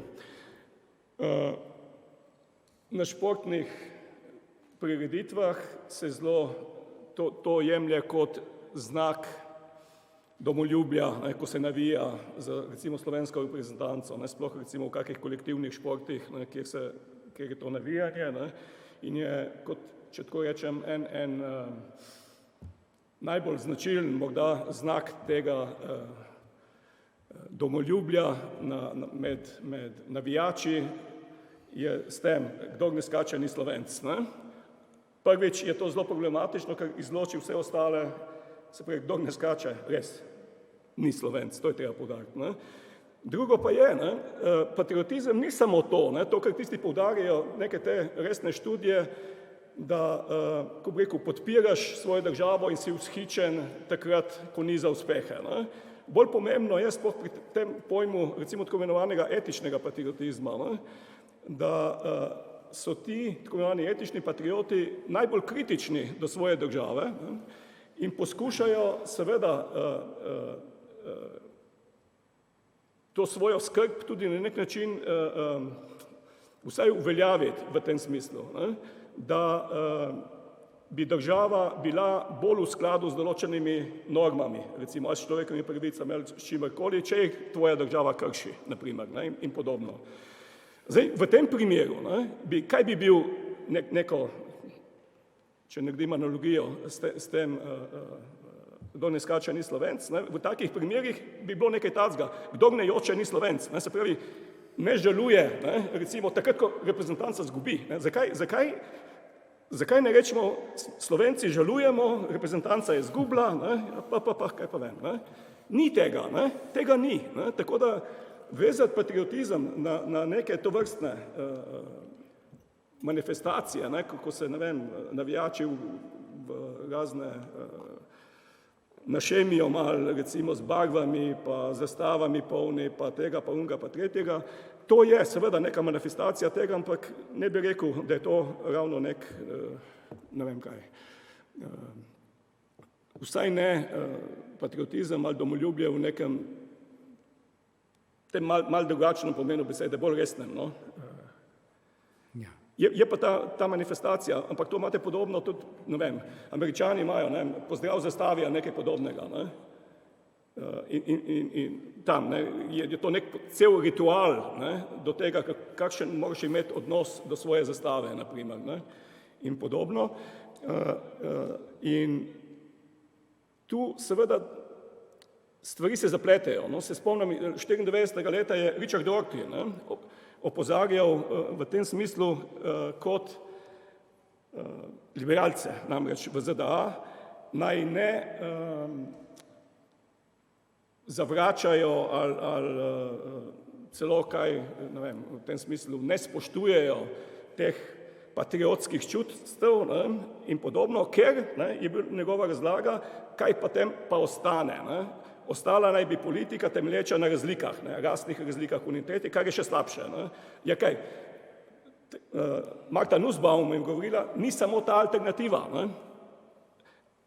Zakaj, recimo ona kot zastopnica idej kozmopolitizma, ne, je poudarjala, da seveda tretja opcija je, ne, da ne poudarjaš samo to, recimo, ne vem, svojo državo, tam recimo rojen sem v Ameriki, sem Američan in ne vem kaj še vse, ne, ampak ravno to, ne, sem v nekem smislu predvsem državljan sveta, ne, čisto po naključju, ne, sem se pa rodil v ZDA, ne, in tako naprej in tako naprej. Ne.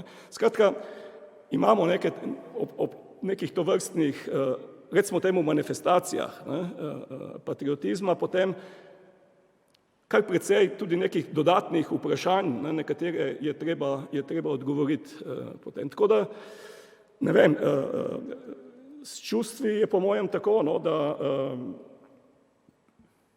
sploh, ko gre za domoljubje ali patriotizem, bi jaz rekel takole, do tega običajnega patriotizma jaz ne gojim prav nobenih pozitivnih, ne rekel, takih nagnjen ali kaj podobnega. Ne. Nisem etični patriot, ne, zaradi tega nimam dolžnosti v tem smislu domovine. Tisto, kar pa dopuščam, je, da te oblike patriotizma, kot so v moralnem smislu, ne bom rekel ravno nevtralne, ampak niso niti nujne, ne, niti niso negacija nečesa, kot je ravno ta republikanski patriotizem ali pa ustavni, ne, ali pa kozmopolitski. To je pa dopustno, ampak z moralnega vidika nima nobene teže. Ne. Ker glavne kritike svoj čas so bile ravno z moralne pozicije. Ne? Ali je moč nekaj partikularnega, v tem primeru tudi čustva ali ljubezni, karkoli že, do nečesa, utemeljiti znotraj recimo nekih moralnih načel. Ne vem, če se spomnim v tistih letih, ko je to Primerc eno knjigo izdal v hrvaščini, mislim, da je Klamfar, ne? V svoji študiji ravno na to šel, ne? Da pač ni nobenega dobrega razloga, gledano z moralne perspektive, da bi upravičil patriotizem. Ne? In se mi zdi, da to drži, no? Da pač po tej poti se ne da priti, ne glede na to, kaj Macintyre pač izvajal, ne? V tej svoji obrambi. Ne? Ker tisto, kar je pa Macintyre tudi naredil, ne? Je zagovarjal, ne? Patriotizem, kljub temu, da je sam priznal, ne? Da v določenih pogojih je to nevarna zadeva, ne? Ker lahko gre poudarjanje tega domoljubja v nasprotju z interesi drugih ljudi ali pa obče človeštva. Ne? Ampak kljub temu, ne, je njegovo stališče bilo, da je patriotizem nekaj pozitivnega, ker brez tega ni morale. Ne? Tako da verjetno se stvari zapletejo. No? Ja, mogoče bi samo navezno se navezal, ta portal je Slovit, ne? Tako. Ja. Zdaj, če nekdo reče, da je pojem domoljubja, ne vem, ambivalenten, ne? To je bil očitek, ne? In potem, čeprav je bila to dr. Urška Perenič, ne? Pride in reče, da to pa ne more biti, ne? Zato ker je v slovenski literarni zgodovini domoljubje en tak čudovit pojem, ki pomeni samo pozitivna čustva in ne vem kaj, potem mislim, da imamo resen problem, znanstveni, teoretski in tako dalje, ker zdaj ni čisto jasno, ne? Ali se želi povedati, da je pojem domoljubja že semantično toliko stigmatiziran, da moramo zdaj tisti, ki pa beremo sodobne študije o domoljubju, si najti en drug prevod za ta izraz, ker je ta že rezerviran in pomeni nekaj lepega. In zdaj, če vi mislite, da je domoljubje morda tudi lahko kaj grdega, si najdete drug prevod za to. Ne? Če gremo po tej poti, smo zašli, evidentno smo zašli. Ne? To je nedopustno. In drugič, preprosto je znanstveno res, da je v vseh sodobnih študijah pojem domoljubja ambivalenten.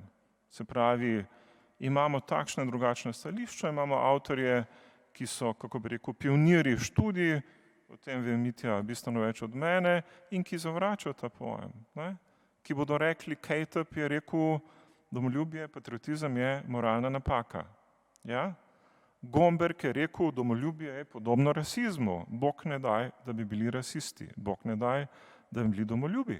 Ne? Simon Keller, ki ima odličen intervju v to številko, pravi, domoljubje je delusion. Ni tako?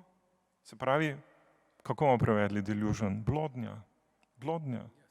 Iluzija. V najboljšem primeru iluzija, v najslabšem primeru blodnja je delusion. Skratka, zavračajo pojem patriotizma.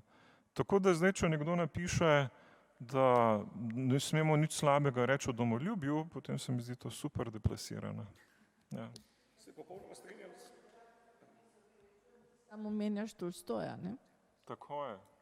Mislim, tudi Tolstoj je zavračal že na podlagi principa zlatega pravila, ker mu ni šlo v koncept, recimo, kozmopolitizma, ne? Zakaj bi lahko in smel in moral imeti svoj narod bolj rad kot druge narode in tako dalje. In to je v nasprotju z pojmom zlatega pravila že.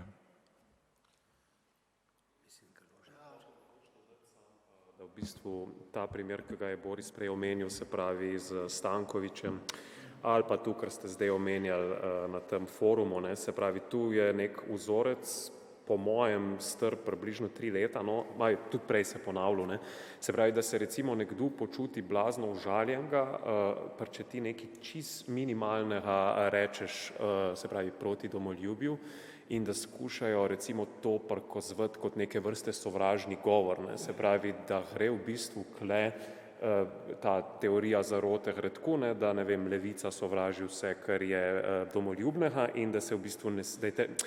In kako zdaj vprašanje je, kako odgovoriti na ta očitek, ne, ker dejansko te etnične teme so problematične, ne, in mi ne moramo recimo, kaj bi rekel, verjetno je treba kle neka previdnost pri govoru, bi rekel, ne, ampak po mojem je bistvena razlika, kdaj je neka pozicija večinska.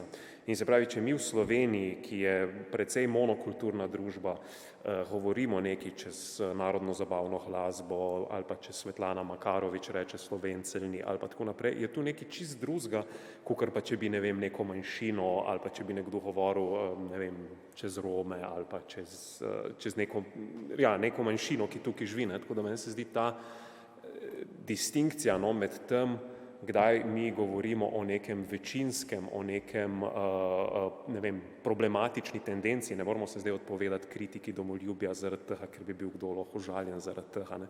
Nekaj drugega pa je, in tu mislim, da tudi na tej normativni ravni, no, je tudi kar se sovražnega govora tiče in tako naprej, se mi zdi ta distinkcija med večino in manjšino zelo pomembna, no, da jo je treba upoštevati, no.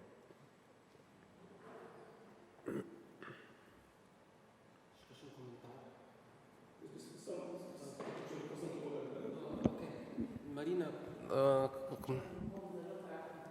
Sem mislila, da ne bom, ampak bom. Tako kot je narod zamišljena skupnost, ampak je še kako zares, ker ljudje v to iluzijo verjamejo, je tudi patriotizem na točki še tako lahko zamišljen, iluzoren ali karkoli. V točki, ko ljudje kot posamezniki ga reproducirajo, je še kako realen pojav.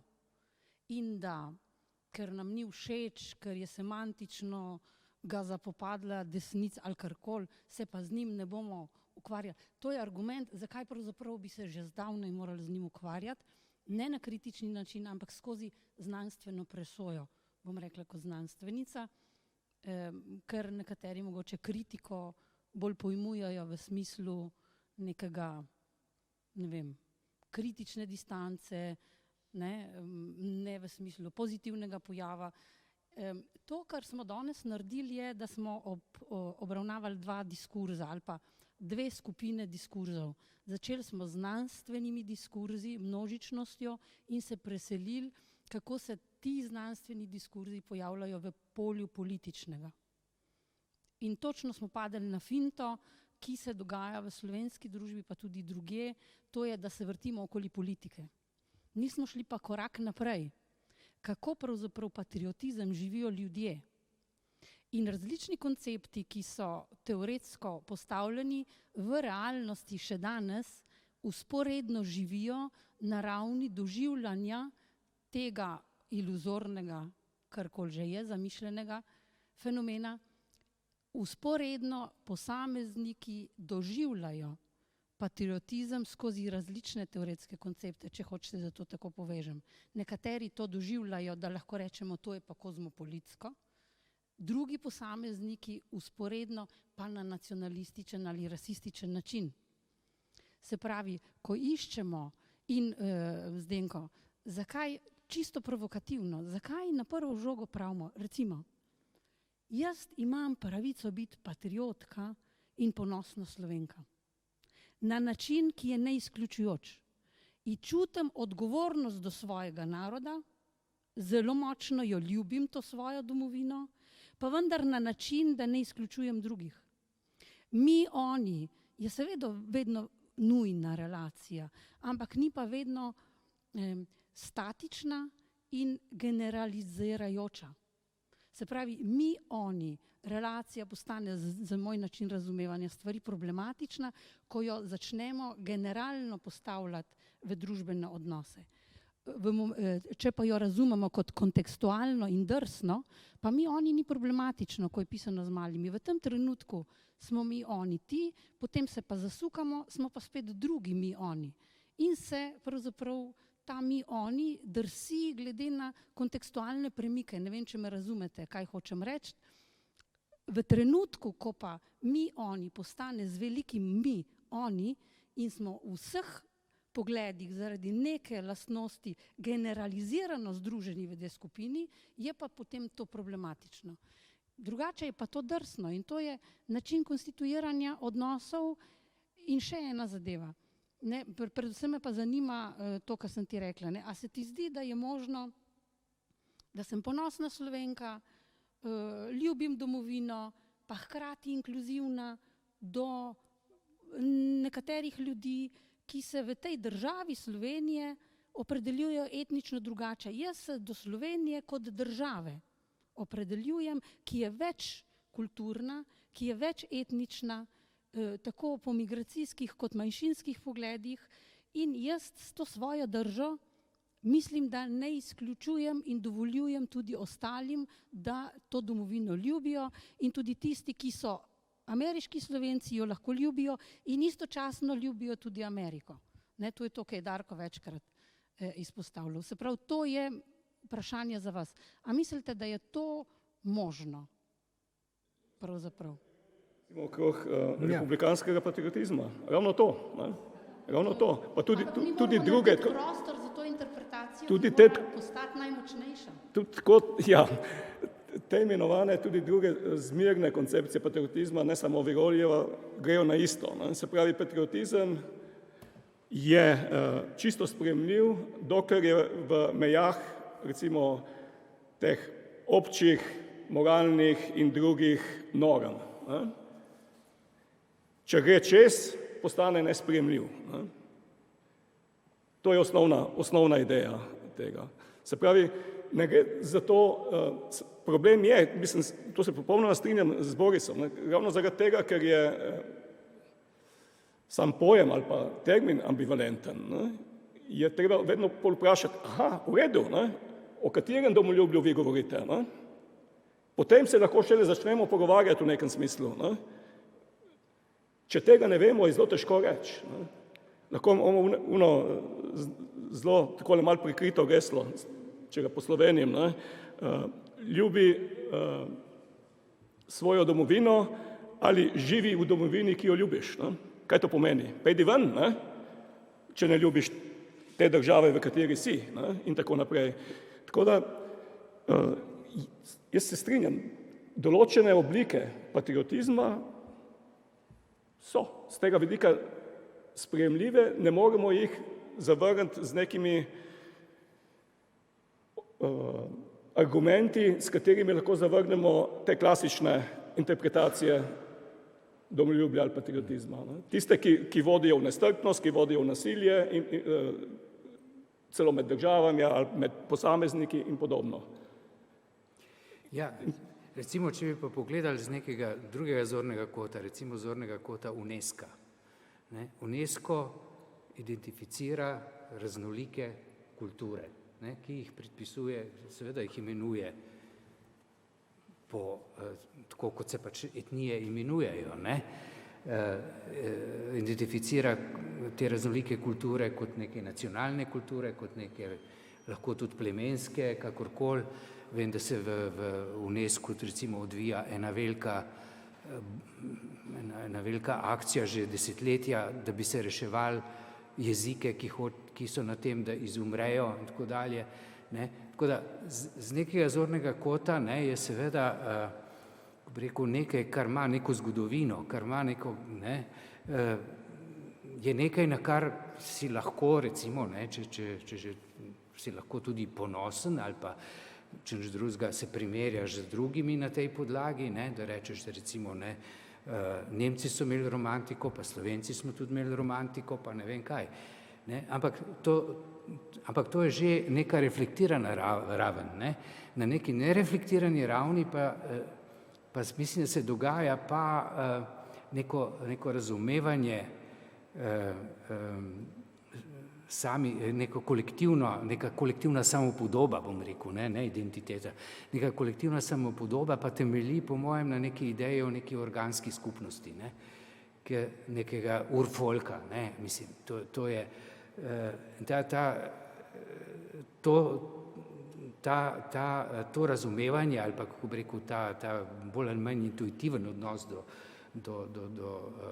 lastne skupnosti se pol izraža recimo v raznih stereotipih, ki so konstrukcija, Slovenci smo taki, moja dežela je najlepša na svetu in tako dalje. Skratka, cel kup teh stereotipov imamo, ki so lahko, na nek način lahko čisto se zdijo zelo nedolžni.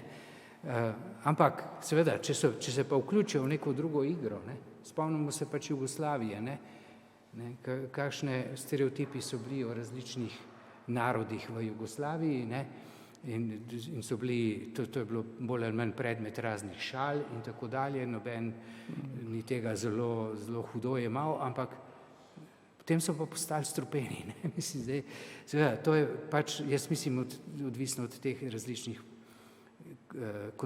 kontekstualizacij in tako dalje, teh mobilizacij, teh občutkov in tako dalje. Ampak kot rečeno, seveda, na tej, bom rekel, UNESCO-vski ravni, pa seveda, jaz se tudi počutim dolžnega nekaj svoji lastni kulturi, ker v nobenem, tudi če sem se dobro naučil, ne vem, angleško pa francosko ali kaj, ne bom nikoli znal tako dobro se izraziti kot v tem jeziku, v katerem se pač rodil, da tako rečem. Čeprav jaz sem se rodil v Makedoniji, ampak nima veze.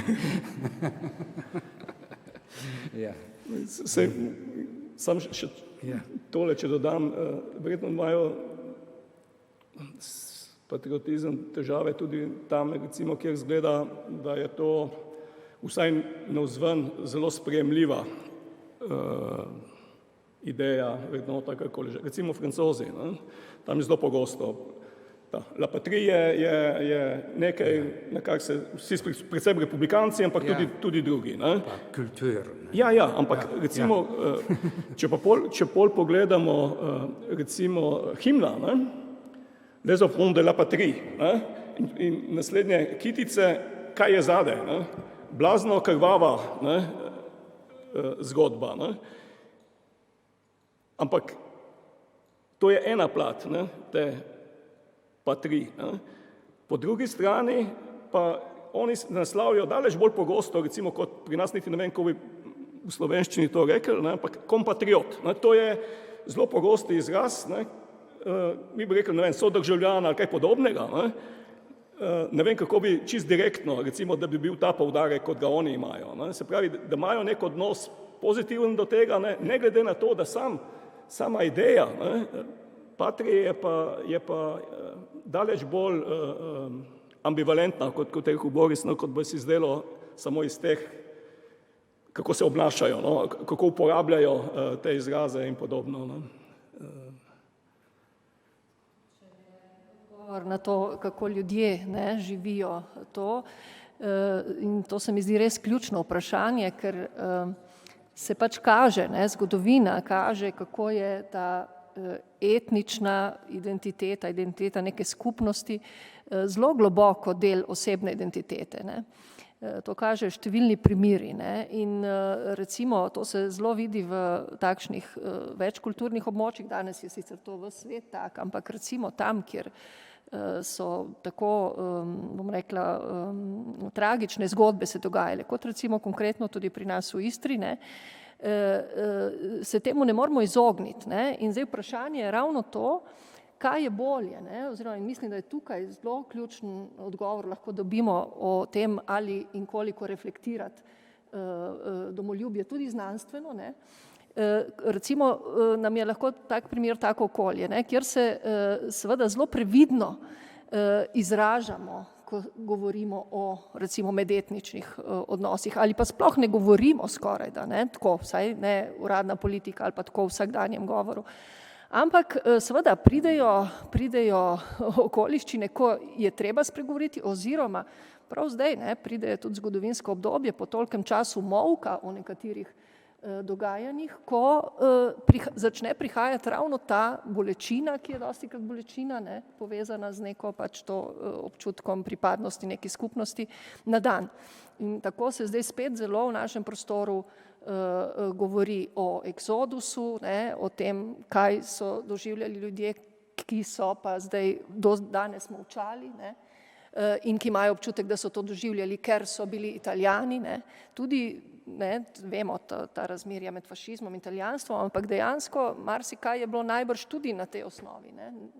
Tako da in nasploh pol pa lahko gledamo tudi slovenski pol, ne, ki bi lahko rekli, ok, je večina, pa nima težav, ampak v našem okolju tudi nosijo še, bom rekla, neko bolečino tudi svojih staršev in starih staršev, pa ne mislim samo na fašizem, mislim tudi povezano potem s socialno komponento, ne, ko se recimo ta podeželski del še vedno čuti, bom rekla, mi smo tisti, ne, boga Istra, in seveda se to potem, to generira tudi, bom rekla, konflikte ali pa tak bolj negativen odnos tudi do italijanske komponente v našem okolju, ki je pa bilo tradicionalno vezano na urbani del, ne.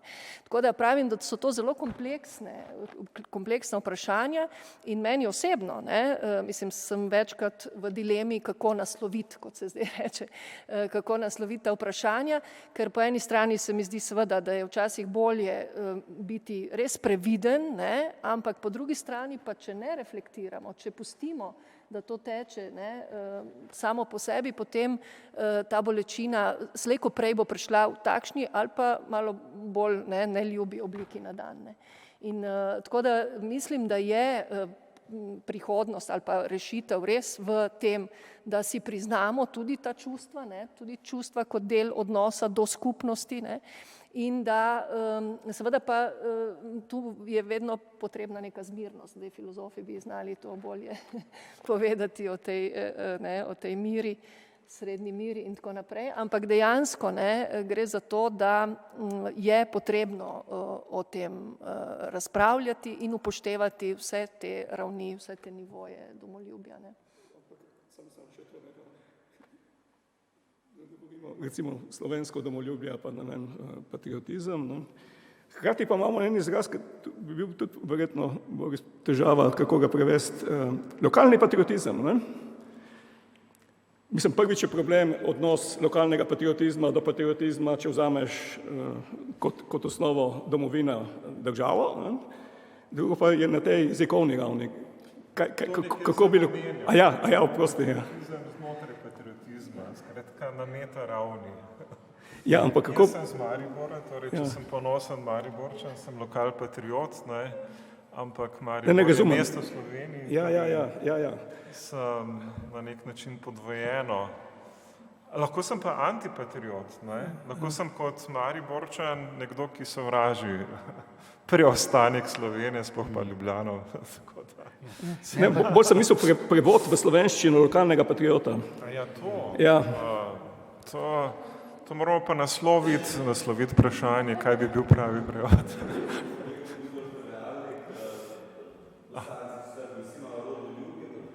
Ja.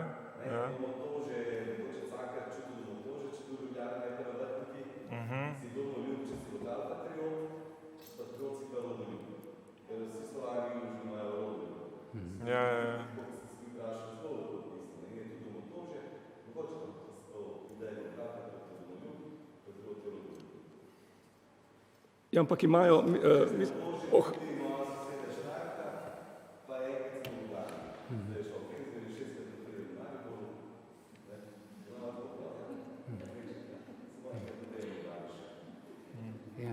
Čeprav obstaja tudi v drugih jezikih, to je Miščevič, ne, ravno na tem delu, ta razlika med rodoljub in domoljub, ne, obstaja kot razlika ravno to, a se nanaša na narod ali se nanaša na recimo teritorij oziroma državo ali karkoli že.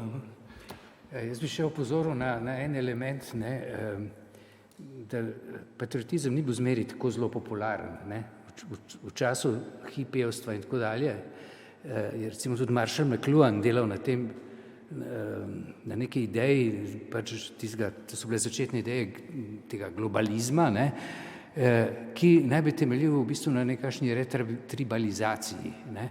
Se pravi, ti postaneš lahko del nekega plemena, ki ima svoje člane, ne, v različnih državah, ali ko bi rekel, ne.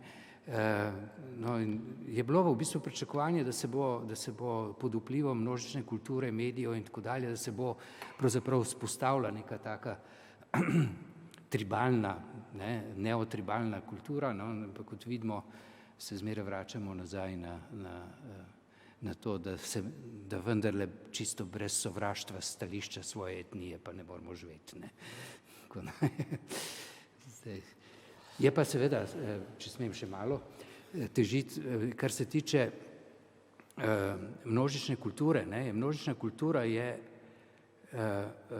rekel, en ambient, v katerem se odvijajo rekel, boji ne za definicijo, ampak za nekakšno prepričevanje ali pa za sugestijo patriotizma, ne, ali pa tudi nasprotno. Ne. Recimo, če gremo samo na film, ne, imate rekel, te tipični blockbuster filmi ameriški, ne, ponavadi ne, temeljijo na nekih figurah, ki so že skoraj mal fašistične, ne, so neki večvredni Ramboji, ne vem kaj, ne, zakaj so tako večvredni, ker so pač Američani, ne, in tako dalje. Potem, če gledate te filme, ne, je neverjetno, zmeri zmagajo Američani, ne, mislim, potolčejo razne Arabce, Indijance in tako dalje, ne. No, in na tej ravni je pa pol seveda, imate tudi, seveda v filmski umetnosti imate seveda subverzivna dela, ne. Recimo, če se spomnimo pred davnimi leti, en prvih takih je bil Soldier Blue, pa tisti o sedečem biku in tako dalje, ki je pokazal ta pokol nad Indijanci in tako dalje. Pol jaz sem tukaj omenil japonski film Kyushu Kurosave, Vohunova žena, ne vem, če so ga pri nas predvajali, ampak v glavnem štejem ta film kot za nek podoben pojav, kot je bil mladi nemški film. Ne? Se pravi, da se skozi film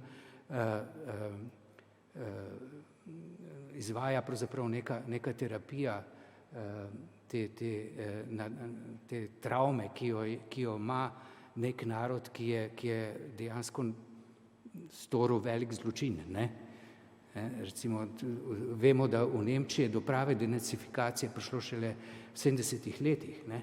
In pri čemer je nemški mladi film pri tem igral zelo veliko vlogo. Ne? Se pravi, da ne moramo vseh stvari rešiti samo tako z nekimi koncepti, pojmi in debatami in tako dalje, ne? Imamo pač neko širše dogajanje, ki pa dejansko učinkuje tudi v tej emocionalni sferi in tako naprej. Ne? Ampak seveda, ne, to je stvar druge diskusije.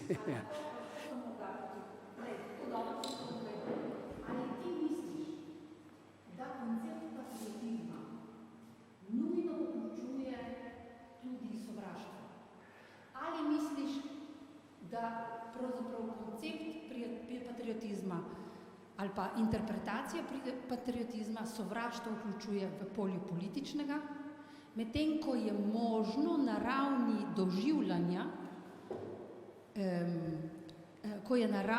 doživljanja, možen patriotizem brez sovraštva. A ti verjameš, da je patriotizem nujno sestavljen tudi iz delčka sovraštva ali je lahko brez sovraštva? Ja, jaz mislim, da je odvisno, s katere strani gledaš. Ne. Na drugi strani je ljubezen. Ne. Zdaj, ali iz te ljubezni izraste sovraštvo ali ne, je, jaz mislim, da odvisno od različnih okoliščin. Ne.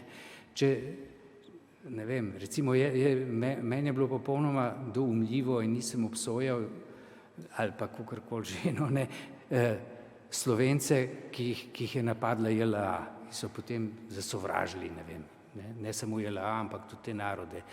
Ne. V tistem trenutku, no, je bilo jasno, da je pač ta ljubezen proizvedla sovraštvo. Ne. In tukaj sovraštvo, ljubezen je pač, vemo tudi iz psihoanalize, ne, to je huda dialektika, ne, okoli tega. Je pa seveda to, kar ti govoriš, je, mislim, da tudi že zdaj, kot ti na nek način odgovoril, je neka določena rešitev, ki zgleda zelo lepo, je pa samo vprašanje, ali jo je lahko, kako bi rekel, uresničiti kot nek konsens, kot nek državljanski konsens.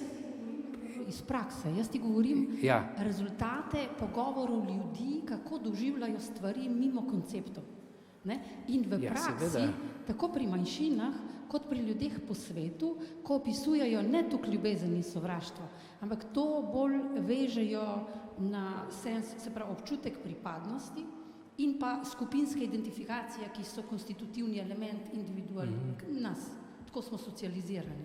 In pravzaprav številni ljudje, ki ne dobijo v teoriji ali politiki potrditve, ker tam prevladujejo interpretacije v povezavi s sovraštvom, živijo patriotizem, mislijo, da je to patriotizem in se jim zdi, da je možno mimo sovraštva.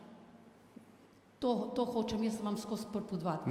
In ta občutek in to življenje, ki ga imajo ljudje, ne samo manjšinski in migracijski, sploh ti iz mešanih zakonov in zavezajane identitete, sestavljene identitete ljudi večkulturnih ozadij, ampak tudi ljudje, ki kozmopolitizem živijo skozi slovenstvo. Ne sem bolj kozmopolit in potem pač tudi Slovenec, ampak najprej sem Slovenec in ful sem ponosen, da sem Slovenec, na način, da ne izključujem, hkrati skozi to, da sem Slovenec, pa sem tudi kozmopolit. Se pravi, to je malček drugačna, jaz temu rečem večkulturna in inkluzivna interpretacija kozmopolitizma.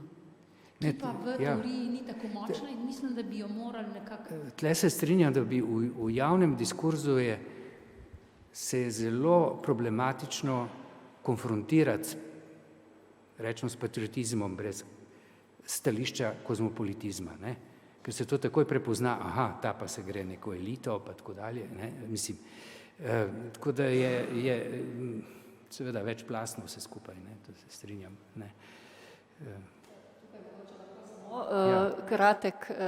Kratko v bistvu omemba rezultatov tiste raziskave iz začetka 2000, ko sem poskusila tiste elemente tega odnosa do slovenske in italijanske kulture v našem prostoru, istrskem prostoru, številčno torej predstaviti in dejansko je bilo meni en najzanimivejših podatkov ta, da ko sem pač vse tiste indikatorje teh elementov seštela, v bistvu ugotovila, da je odnos do slovenske kulture, bili so pa anketirani večinski prebivalci, se pravi večinsko prebivalstvo slovensko, ki se je tako opredelilo. Se pravi, je njihov odnos do slovenske kulture v bistvu neodvisen od odnosa do italijanske kulture.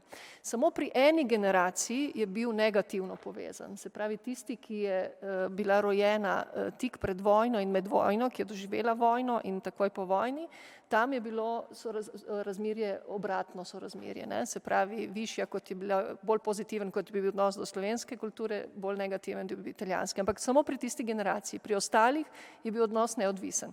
Recimo jezika sta bila pa celo povezana, torej je celo, in to pozitivno, to je potrdilo tudi neke mednarodne raziskave, da je znanje enega jezika, torej kompetenca je višja v enem, če je tudi v drugem, in obratno je nižja v enem, če je tudi v drugem. Spravi, ni bilo negativne povezanosti, ne pri odnosu do kulture, ne pri jeziku, samo pri tisti generaciji, kot sem rekla. Tako da recimo, možno je, ampak tudi jaz se strinjam, da je odvisno od okoliščin, odvisno od obdobja, tako da v tem smislu je treba paziti, da ne pride do takšnih obdobij, ko bo iz ljubezni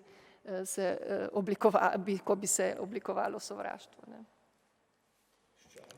Jaz sem že vsaj nekajkrat poskušal zaključiti tole razpravo.